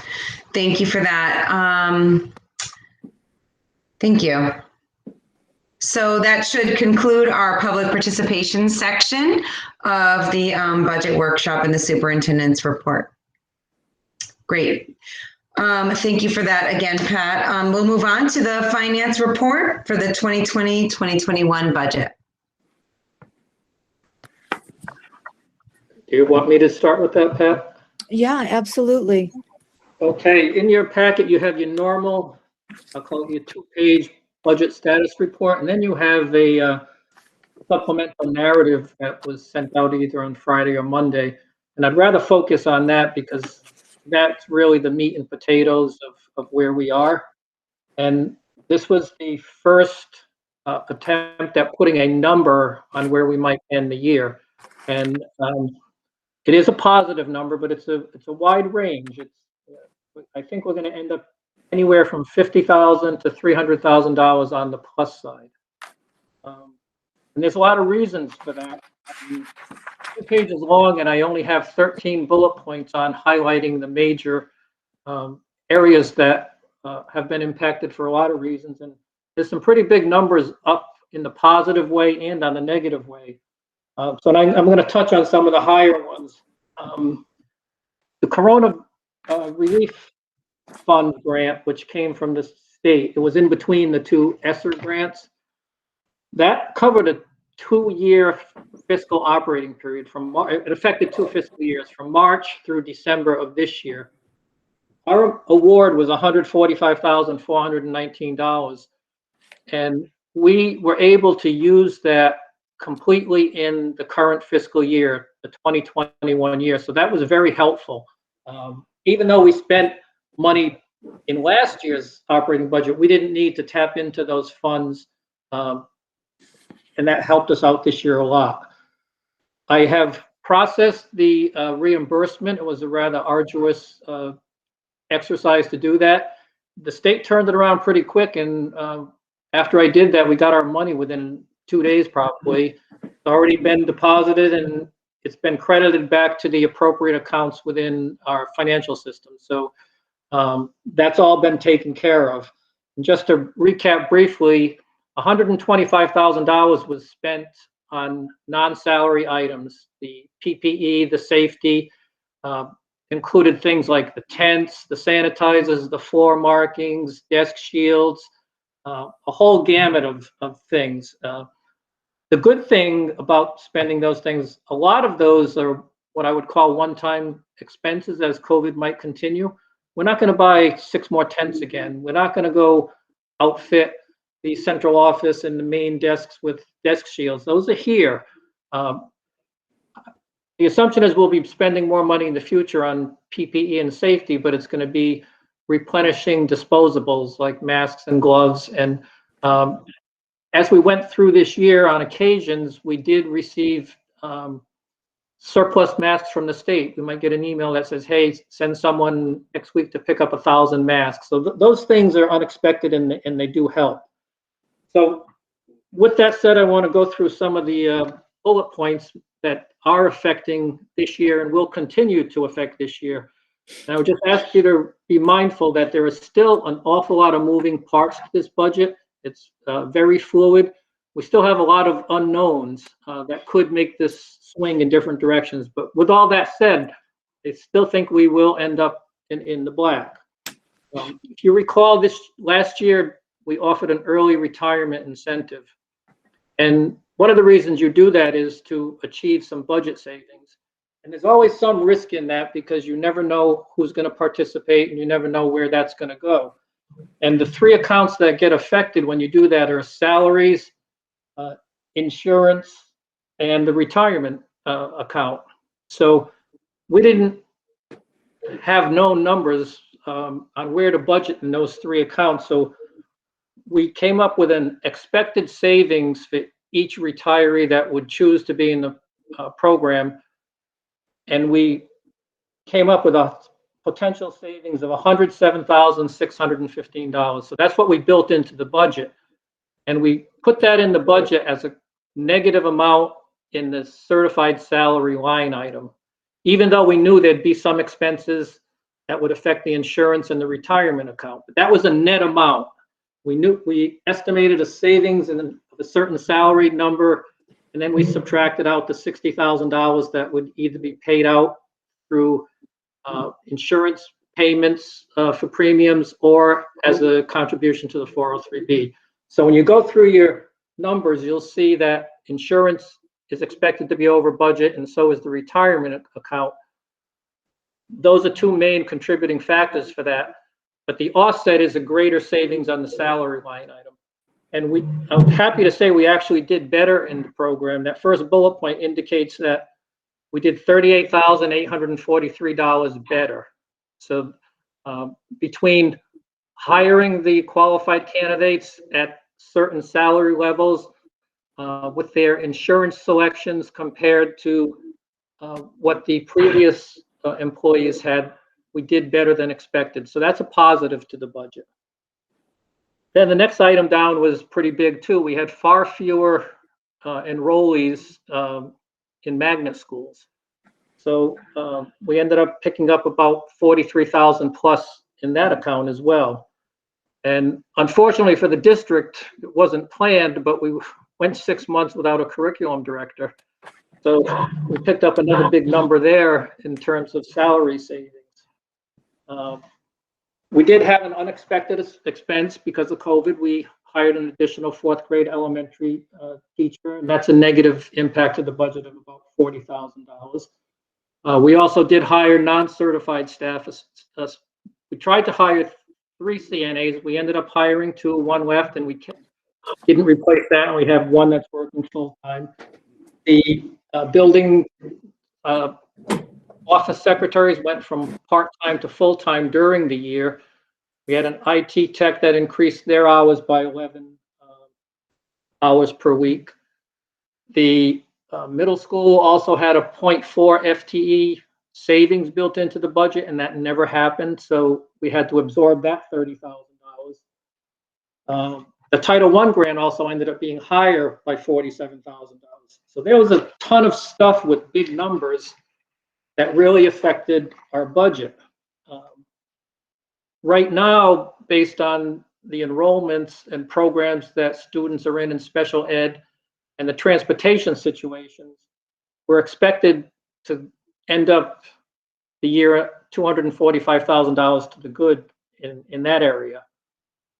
We've also saved money in student transportation and professional fees for officials due to the limited fall sports schedule and the impact of winter sports, and we've paid less in stipends. How much we might pay going forward in the spring or for the remainder of the small portion of winter sports still remains to be seen. So we also did spend in facilities an extra $55,000 to $65,000 to upgrade exhaust systems. That's been absorbed by the budget currently right now. So you have all these moving parts, and when you blend all the pluses and the minuses together, you still should come out to the good about $50,000 or $60,000 at a minimum.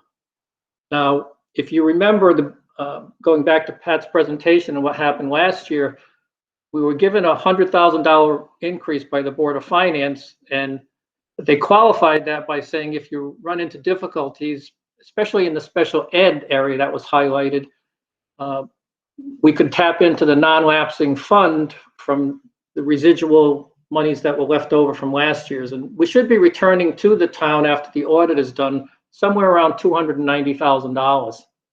So if special ed were to turn south, we have a resource of a pool of funds that we would legitimately expect to be funded by the Board of Finance. So I think we're in pretty good position. And I know it's next down on the list is the COVID ERSA funds. Before we start on that, I just want to make one comment related to that. Pat and I sat on a rather lengthy meeting with the state to go over the grant and the rules and the amount of money and so on and so forth. And the CFO for the State Department of Education did suggest that we should look at this money and do an assessment of where you are for this year. She was kind of suggesting if you didn't need to use any of that money in this current fiscal year, use it as resources to make sure you can do the things you need to do in the future years, because the grant period is from March 2020 through September of 2023.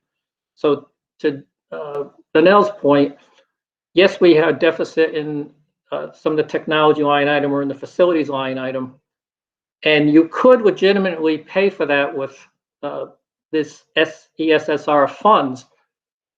But if we don't need to use that because we're in a positive financial situation, I wouldn't see a real reason to do that, because using forward thinking, you can use that money to the maximum ability to get through the next 2 years for areas that need to be addressed for student needs or gaps in social emotional needs, etc. So I'll stop on the 2021 budget. If you have any questions to where we are on any of these variable items, and there are more besides these are just the big ones. Are there any questions on the 2020-2021 budget? Danelle? Oh, unmute Danelle. Sorry. On the bullet point about athletics, you said you saved money on trainers. Sorry, not trainers. Is the trainer included in that? I'm not sure what their contract is, but since we didn't have sports. I didn't mean to say trainers. I did. No, you didn't say it. I was wondering if that. And official fees. So the trainer is not getting paid if there's no sports? I'm not sure of that contract. I'd have to dig up the contract and look at the specifics off the top of my head. I'm not sure of the details. I have it, Danelle. I can send it to you. Okay.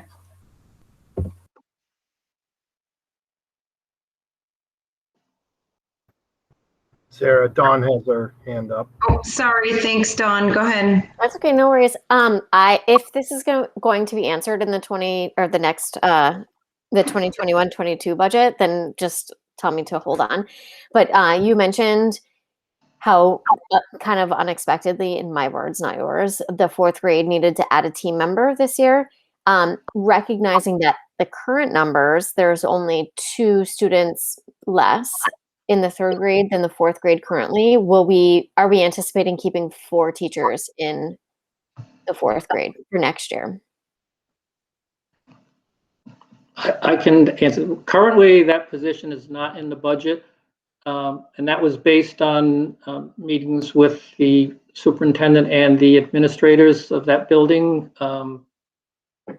So based on the administrator's recommendation or belief, that position would not be needed next year as it was added because of COVID. That's my understanding.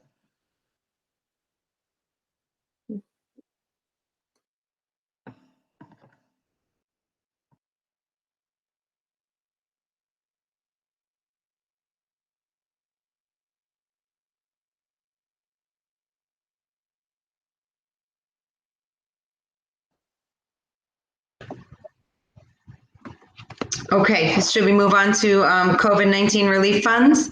Nicole just raised her hand. Oh, go ahead, Nicole. Sorry. Is it possible to use the $210,000 for teacher positions? Yes, it is. As long as it has to be COVID related. It has to be a tie-in. Like we have, so can we say due to large class sizes and we have to, separate them nicely, we need additional staff? Yes, I mean, as long as it's justifiable and you can have a tie-in to COVID and it fills those gaps, and that'll be a challenge for the superintendent and probably myself with input from the administrators to write the application, because it will be scrutinized and reviewed by the state Department of Education. They did make that clear to us that you have to write a detailed plan on how using these funds will help to mitigate or alleviate and fix the gaps and needs that you've identified. So to your point, Nicole, if we needed an extra teacher to provide learning, whatever the right narrative is, then yes, it would be appropriate. Pat, would it be okay if I put that as an agenda item for next Tuesday so we can talk about it some more? Okay, thank you.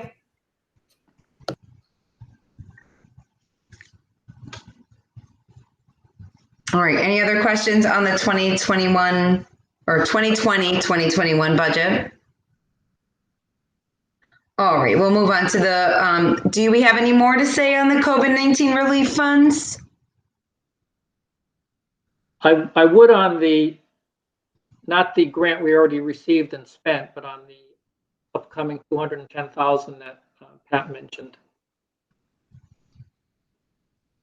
I don't know if you want me to just continue or. Yeah, sure, go on. Yeah, you'll hear this grant called URSA 2, CARES Act 2, and even COVID funding. But for this second pot of money, this is the one that was approved by Congress in December. And it's a rather large sum for Connecticut. It's over $492 million. And the state had to distribute 90% of it to K through 12 education. They had the right to withhold 10%, and they will do that. They're not sure how they're going to use that money in the future, but they did indicate it would be coming back to schools in some way, shape, or fashion. So that's a big hunk of money that they're holding back, is that 10%. As I said, the grant period is from March of 2020 to 2023. Common goal is education, recovery, and learning acceleration for every student. And there's 9 to 10 big categories that you can spend the money on, and Pat did highlight 2 of the new ones. We'll be doing the application the week of February 22nd. It's unfortunate that the legislation required the state to use our Title I formula for 2020, because that's the year the funding dropped from over $100,000 down to $57,000. We lost out on about $150,000 if they had used the year before or this current year's funding. So that was unfortunate. Just as a comparison to show you how much money is out there, we're getting $210,000. Hartford is getting the most. They're getting almost $46 million.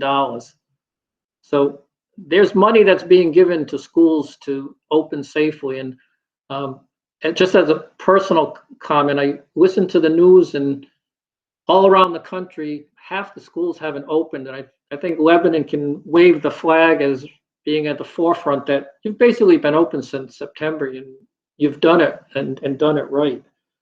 So, and then the last thing on this grant has to be COVID related, can't supplant, but that definition of COVID related can include many, many, many things that you're doing, whether it's from a social needs worker, increasing staff, paying for some ventilations. And as Pat said, we can eat up $210,000 pretty quickly. So and we do have time to figure out how we're going to use it. So I'm done with that. I'm not going to go over the 4 pages of detail on each of the categories, but it ranges from academic supports, increasing staff, social workers, families, emotional support, and I'm sure you can read that at your leisure. And if you have any questions, please feel free to ask at any time. Thank you very much, Bob. Does anybody have any questions for Bob or Pat on the COVID funding? I see 2 hands up. I'm not sure if they've been up, but go ahead, Dawn. My question is, and if I've missed it in the document, just point me to the document, but moving forward, I know that there has been support for families who may not be able to afford internet to allow them to distance learn when we've had to go distance learning. So is there a plan for that moving forward? Well, I'll let Jacques speak to that, but in the first round of ESSER money, we did reallocate, we did a grant revision and we did reallocate, I think it was it $30,000, Jacques, for access points or routers? And some's coming out of some other budget category, but I believe that would help internet access, but I'm not a tech person, so I'll let Jacques speak to that. Well, the first round was the iPads. We used some of the money for the iPads for kindergarten and first grade. And then we did the routers, but that was with capital and E-rate money. So my question is more for the when we are distance learning, if who knows when this is going to end, but like when we're distance learning in home, if people have access to internet, because on days, whether it's because we're quarantining or because the schools are closed or because it's a snow day, but we're remote learning, not everybody has access to internet. I can talk about that because that is a good point. And the state did a real good job working with Charter Communications, and we provided them a list of all our students, and they took that list and actually went through that whole list to see who they can service and who didn't have internet at the time. They came back and gave me the list of these are the students that don't have, and not the students, but families that don't have internet. They actually sent them a package with the router, everything they need, and they will have free internet through at least November 1st of 2021. And that was all about the, it was called Keep Students Connected. And then there are some that weren't in the serviceable areas that we have provided hotspots to that didn't have internet. So every student should have some sort of either a hotspot or Charter communication through the state and through us. And if you know of any families that don't, then I need to know, because I can go back to Charter and give them, the new addresses if they don't have internet. I personally don't. I was just looking forward to potentially next year and what we might be facing. So. Okay, I did just want to make that clear that we were looking at every single family in our district and keeping them connected.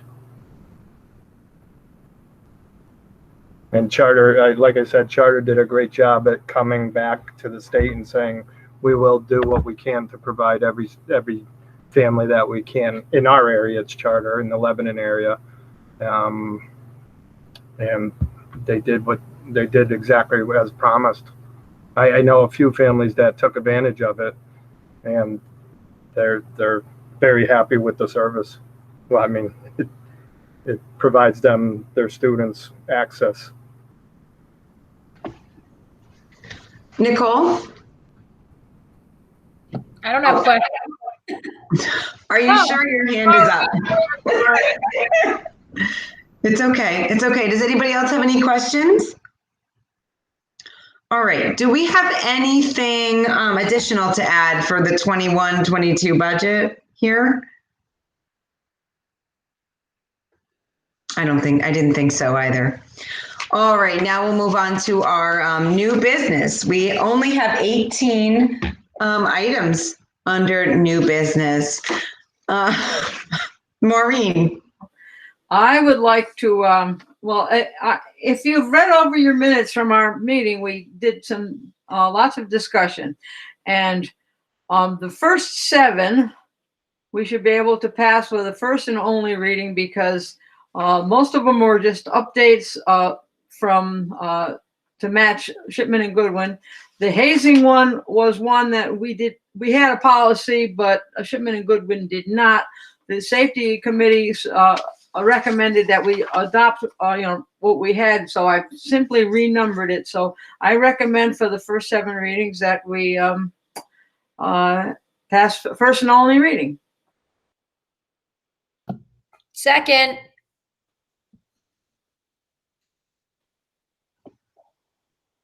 Well, here's my concern, Maureen. They're not under action items. Am I wrong?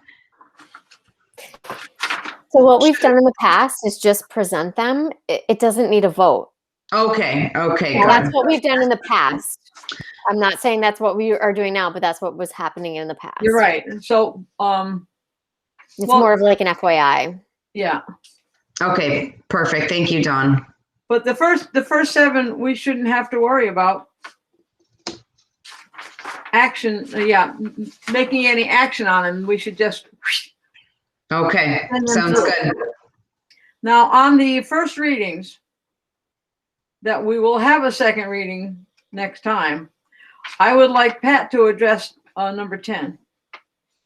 We had a little bit of limited, extended discussion on that one, and I just think the rest of the committee should know what it entails.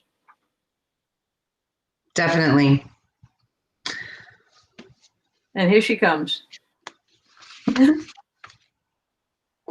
We can't hear you, Pat. I will tell you which one it is. It's the physical activity, undirected play, and student discipline. Oh, yes, absolutely. Absolutely, no problem. I think really what's just the highlight of that one and what is so important is that it's really part of legislation. I think, I mentioned earlier, we're often impacted by legislation, especially since we started managing education through legislation in Connecticut about 30 years ago. But this is the one that really prohibits us from using a deprivation of any type of undirected play, recess, anything like that as any type of punitive action. Now in Lebanon, I'm happy to say that most of us have been trained in school climate training. So many of us, I'm looking at Rita again there, sitting there, have really espoused working with children in different ways, more toward restorative work, 80% of which is creating and sustaining positive climates so that when something goes wrong, there's something to repair. And so we're not likely to be the kind of folks that would be attempting to restrain children inappropriately, pull them back from any type of very necessary physical activity or doing anything like that. But there are laws that regulate this, and we really need to pass this this policy. Really need to have this one on the books. Yeah, agreed, Pat. I think that this policy in particular has strong implications for our educators in our building. That it just needs to be very clearly communicated. I think because, like I said, it has stronger implications than many of the other policies that we adopt. If you don't mind, I actually think this would be a great. I certainly would be happy to do that, but I also think this would be a great thing. Policies are boards' policies. It's the board's language that operationalizes everything we do.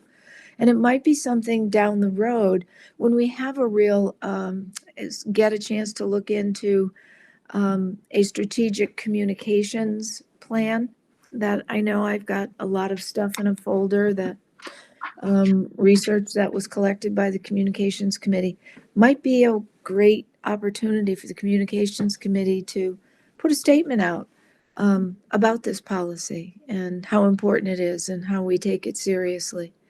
And I think we do. I like that idea. That's a great idea. Dawn, would you take that up? Well, so I just want to clarify 1 through 7, because they're first and only readings, it means that they're necessarily just renumbered. And so the board doesn't have to vote on that. 8 through 18, the board has to vote on. We have to have a second reading. And so the Right. communications committee can definitely, I'm more than happy to talk about that, but we can't do that until the board approves it. So, okay. Yeah. Making sure I understand the process. Okay. Yeah, I think once it's passed, that's when, Mhm.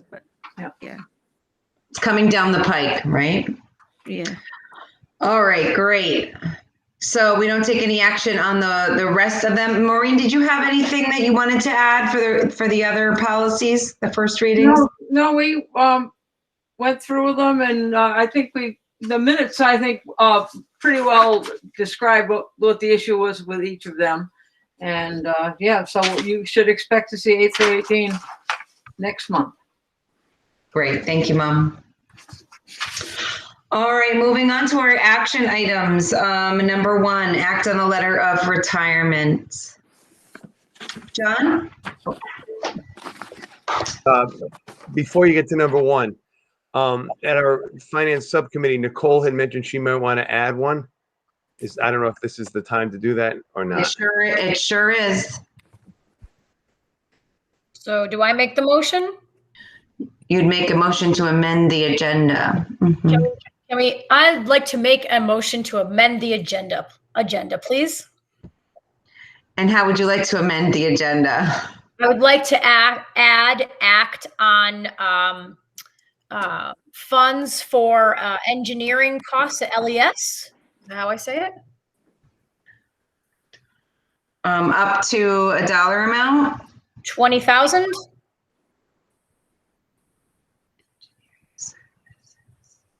So you're acting on acting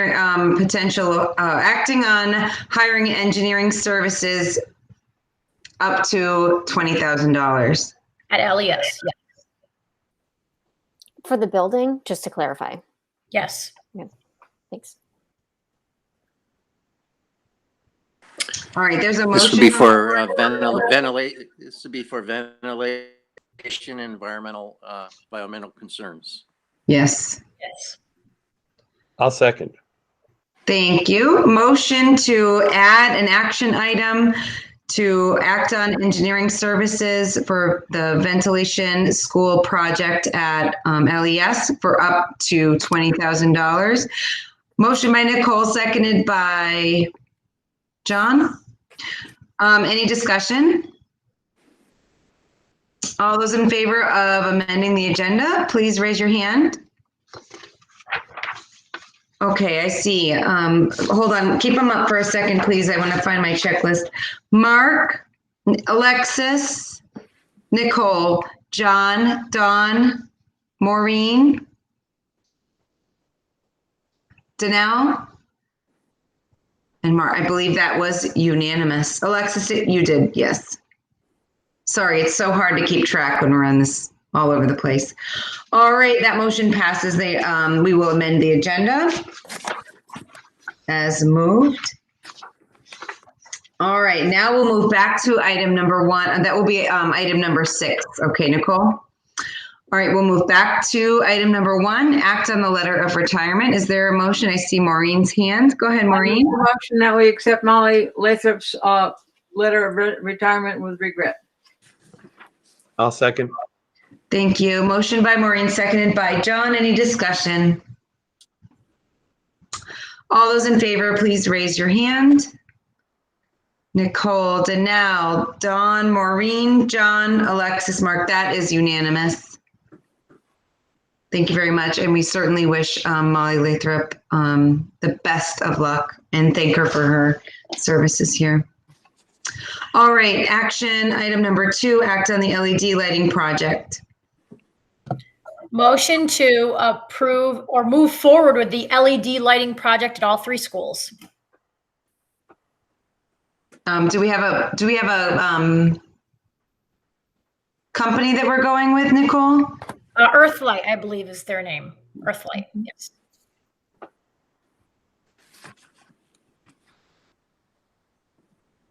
Are you seconding, Danelle?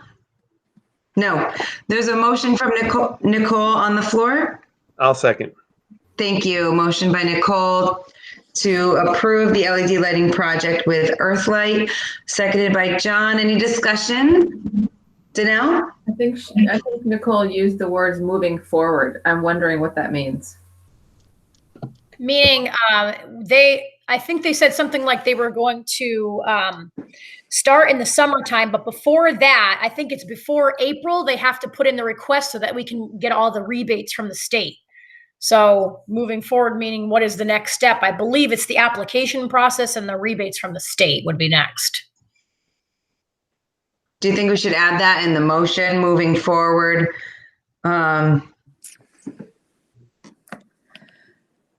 With the application process, Pat, go ahead. I was just going to say, you want to imply, I think, or be explicit in the motion that you're authorizing them to move forward with the application process and garnering the appropriate state rebates. Because that's not something the district is doing. We're not doing that. It's the Earthlight. Right. Go ahead, Dawn. Recognizing that the motion will probably be edited, I'm wondering if there is a stopping point, if the district or the board feels like we should not be moving forward with it. Is there an opportunity for us to say, okay, we didn't make it through the application, now we're going to stop with Earthlight and be done with the project? Or that's my question. Not that I'm hoping for that, but I'm just wondering about the actual process.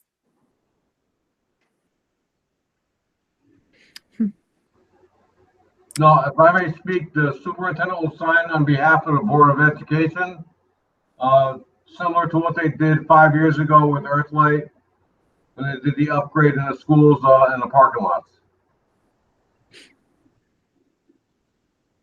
But I think what Dawn is saying is, once we make this motion, are we tied in, to the project with Earthlight? Yes. I believe you would still have to get the final proposal from Earthlight detailing the exact financials. So in my mind, the motion to move forward, authorizing them to get the exact incentives to authorize a project, that's all you're doing. You're not committing to actually spending a specific sum. If that's not correct, we'll find that out this week when Kevin and I can talk with our energy broker. Okay. So Nicole, would you like to amend your motion to move forward with Earthlight through the application process? Yes. Okay, John, you still second? Yes. Okay, good. Any further discussion? Okay, seeing none, all those in favor of moving forward with Earthlight through the application process, please raise your hand. All right, 1, 2, 3, 4, 5, 6, 7. That's unanimous. Thank you. All right, item number 3, act on a communication item.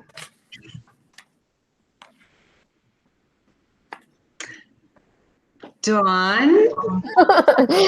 I was hoping you would say it and I would just say so moved.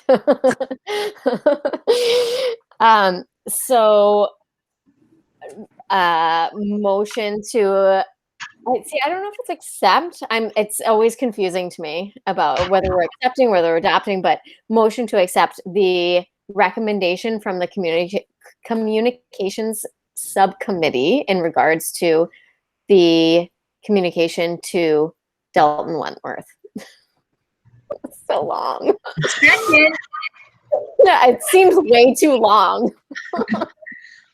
How about we just move to approve the communication item to students? Sure. Sure. Second. It's not addressed to students, it's addressed to Dalton, which is why that seems complicated to me, but Okay. Well, how would you like to, you want to restate it, Dawn? No, I wish that we were able to have this conversation before Dalton left, because there was more about well, we shouldn't be talking about it until it's seconded. So Motion to approve the communication to students. Second. Thank you. Thank you, Nicole. All right, let's finish our discussion. So the reason why it's addressed to Delton and not all students is because our hope is that Delton will be our conduit to have the conversation between the board and students at the different buildings, which this particular letter would not be appropriate to students at each particular building. So that's part of the conversation from the subcommittee. Great. Any questions or further discussion? No, seeing none, all those in favor of approving the communication letter to students, please raise your hand.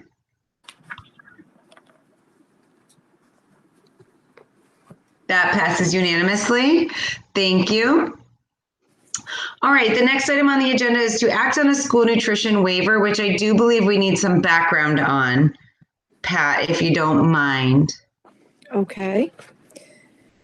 So what has happened is that the federal government made provision whereby schools and districts could waive the bid process for entering into an extended year contract, if you will, with food services. And we have Chartwell's. Without going through a formal bid process or renegotiating and all of that, because part of that type of bid process requires us to provide, or for those folks to be able to see comparables, okay? And there is no comparable, if you will, because of what has happened with COVID. Schools are making meals, thank God, breakfasts, lunches, dinners, in some cases, snacks, packaging, baling things, and it's all going out to families and to kids. So there's really no normal food service with which that happens. My understanding from Mr. Serpensky is that our contract is drawing to a close and we would be entering into a bidding process again. So we are able to extend by taking advantage of the waiver. But it has to be board approved. So in other words, the federal government did this, the state of Connecticut signed on to it. It's available to school districts in Connecticut, but we need your approval to be able to do that. Did I do that well enough, Bob? Yeah, I would just like to add a few comments to that. If you remember, about 4 or 5 years ago, the state made all districts who were going to use a food service company go out to bid. It's a massive process. It's managed by the state. There were probably 50 districts that went out to bid all at once, and we were one of them. Chartwell's was the only bidder, and they were awarded the contract. And since then, on an annual basis, we've been able to do the 1-year amendment. We still will have to do that if this waiver is granted, but the federal and state governments recognize that companies aren't going to want to come in and bid when they don't have any data to base a bid on. We've had statewide basically free meals since last March. There's no normal historical cost patterns, so the likelihood of companies bidding is very, very low. There's also a ton of districts, both districts that have their own food service company and under a food management company, that are losing massive sums of money. We're fortunate in that last year we turned a profit, and this year we're right about break even or slightly above.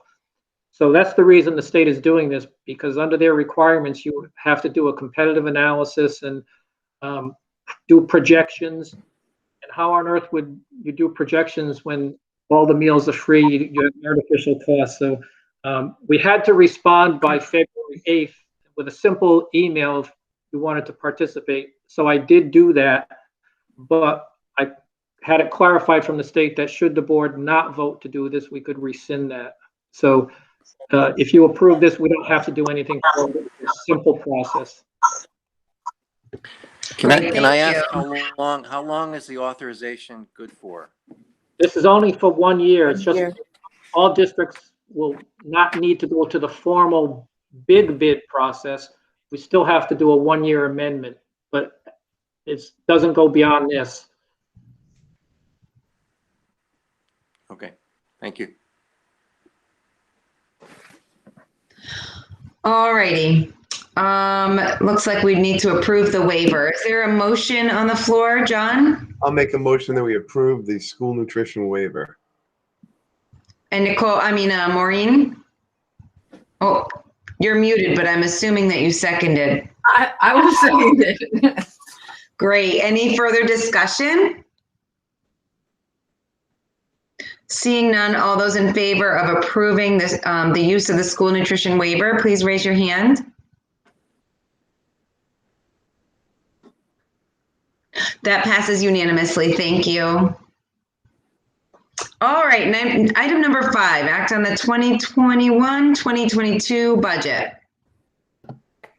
Motion to approve the 2021-22 budget at 3.21%. Do I have to say that? Or just, yeah. Okay, at 3.21% or lower if, they come up with anything in the next few days. We are presenting on March 2nd. So motion to approve the budget.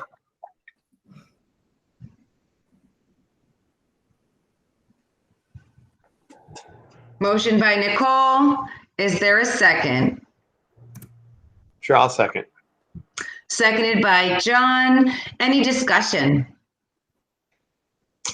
Dawn. I just need to know the exact motion. Is it 3.21 or is it 3.21 or lower? I don't know what I'm voting on. 3.21 or lower. It depends on, like as Bob was saying, there's a lot of moving parts. So we might be able to find some more savings in the next couple of weeks, but it's not going to go above 3.21. What if we say up to 3.21%? Sure. You want to amend your motion up to 3.21? Sure. So I'm sorry, Nicole. Motion to approve the 2021-22 budget up to 3.21%. Awesome. Do you second that amended motion, John? Yes. Yeah. Okay, great. Any further discussion? Maureen. I'm glad you said up to, because if we might get a savings between $50,000 and $300,000, I could see where the finance committee might question, especially if it came up around 200,000, they might say, well, why do you need 3.21? So I like that. Danelle? I'm not trying to confuse the issue, just thinking about the public input we had, like we heard from Ms. Reynolds. Where does it come in this process that we perhaps think about putting back staff members? Well, that's why I asked the question about the 210 using for staff. We could make a case for that. Okay. Well, Go ahead, Pat. I'm kind of, and I'm not trying to analyze anyone's thinking, but that sort of sounded like what Dawn was thinking about. Like, is it 3.21 or not? Dawn, I believe you were the one that mentioned things, perhaps looking at the 4th grade or whatever. So, I mean, when does it come that you start thinking about staff and whether or not you want to add it? It is the Board of Ed's budget, and it has to be the Board of Ed's approved budget. What you're looking at right now, I would call the superintendent's recommended budget. And so now is the time to do that. And if you're thinking about it, I don't know that we're going to have enough COVID or can count on enough COVID relief funds to fund positions other than in a more temporary way. You might have an opinion on that, Bob, in terms of districts, but I would never plan for a long-term, a lifelong employee through relief funds. Let's put it that way. I just have to interrupt for just a moment because recognizing the time, we do need to make a motion. Is there a motion on the floor? Move to extend for 15 minutes to 10:15. Thank you, Alexis. Second. Moved by Alexis, seconded by Nicole. All those in favor of extending the meeting until 10:15, please raise your hand. That passes unanimously. Thank you. Thank you. Sorry about the interruption. So I just think that now is the time, and if there's more debate, I don't know how much, we want to increase that budget. Because I have a feeling, given the history, the Board of Finance may come in with less amounts. So I think you're going to want to think about that if that's what your plan is. But anyway, be that as it may, I would actually say you have two ways to go. You can approve your budget this evening and we go with this because it is coming up fairly quickly, or you can think about it more and have a special meeting for the purpose of approving something that you feel better about.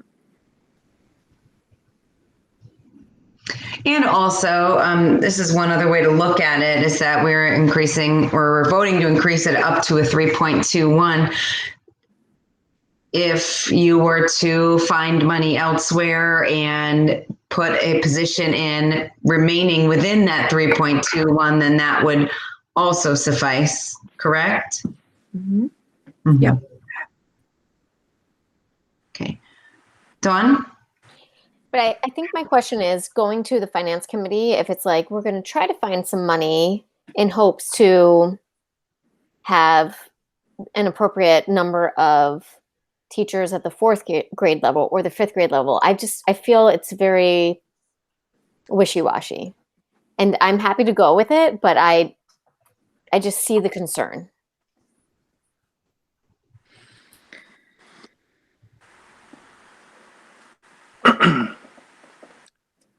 And I'll just go on record for just challenging us to get back, closer to 3, the other way. So I know as hard as that is, I'd just like to go on record saying that. Thank you. Dawn? And Mark, I appreciate you going on record saying that, which is why I'm very uncomfortable with saying up to 3.21, because I think as a board, we are in very different perspectives of what is best for our schools. Some being the fact that we've never had children in the schools, some being the fact that we don't currently have children in the schools, some being, there's just so many factors of what we're talking about. So this up to 3.21 just seems very ambiguous to me, and I'm really uncomfortable with it.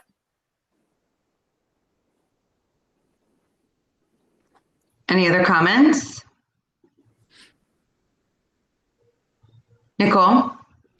So, what would make you comfortable, Dawn, to not even put a percentage on it and just go in with the best job that we can? Or do you actually want to put in another, do you want to put in the 4th grade teacher and the 5th grade teacher and you want to go in with a high number? Is that what would make you comfortable? The number is not necessarily what's making me comfortable.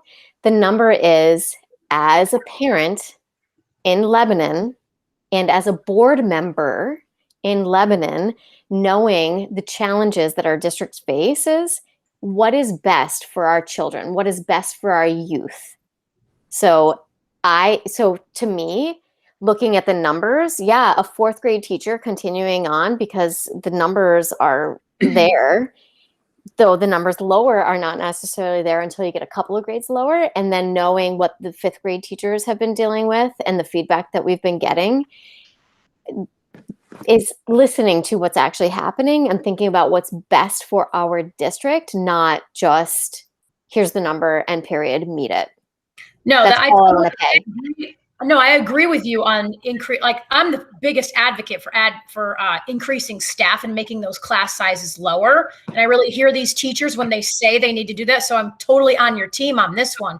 I'm thinking about the Board of Finance and they're going to look at numbers because that's what they do. They look at numbers. And so that's why I said, can we use the 210 for staff? Because at least that you can justify that to the Board of Finance. You can say, we need the 210, or actually we don't even have to tell them that, but we're going to use our 210 because of COVID, and we need to make our class sizes smaller because we have to space them out 6 feet apart. Like that to me is something that everyone can accept. Going to the Board of Finance and saying we need another 4th grade teacher, another 5th grade teacher, I know them.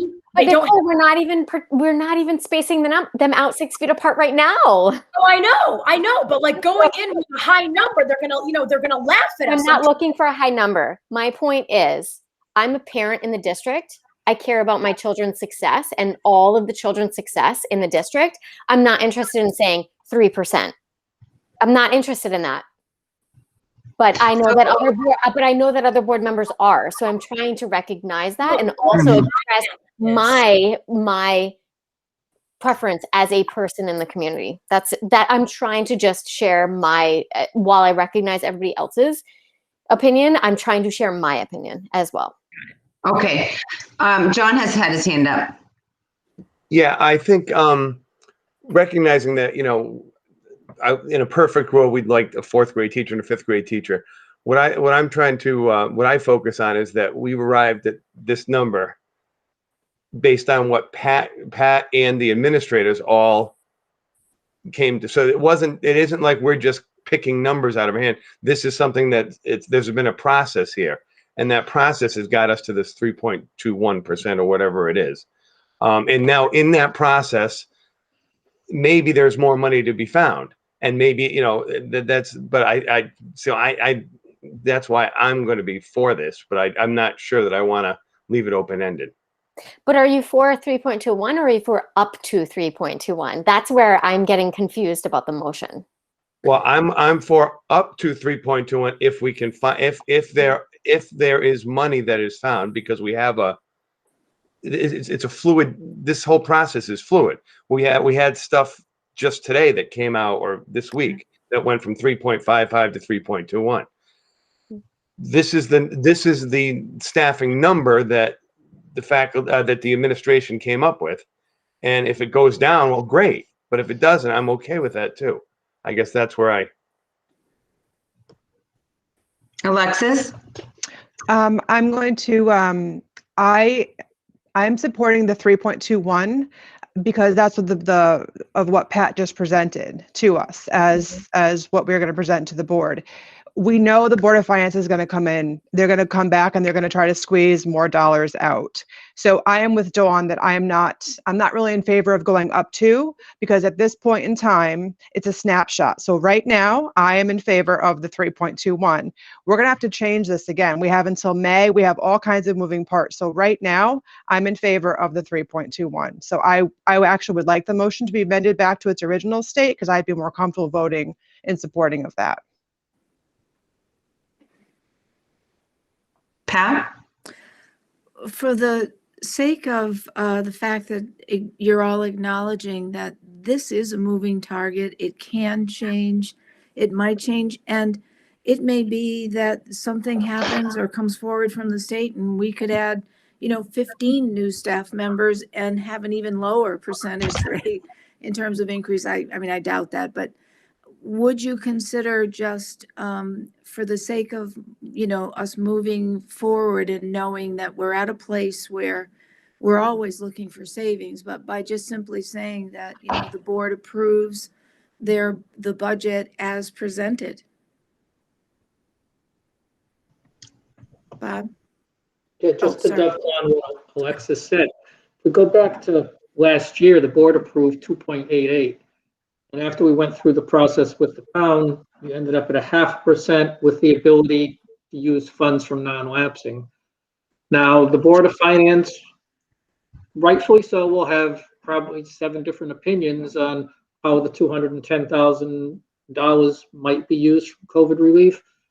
If we end up the year with anywhere from $50,000 to $300,000 after we purchase certain items, they might have an opinion as to where that might go. They might say, again, put it to non-lapsing and you can use that to mitigate your budget if you need to go above a certain percent. So there's a whole host of possibilities. And to Alexa's point, one thing for certain is we know it will probably change somehow, regardless of what you approve tonight or don't Thank approve. you, Bob. Yeah, exactly. I'm just going to keep an eye on this time again.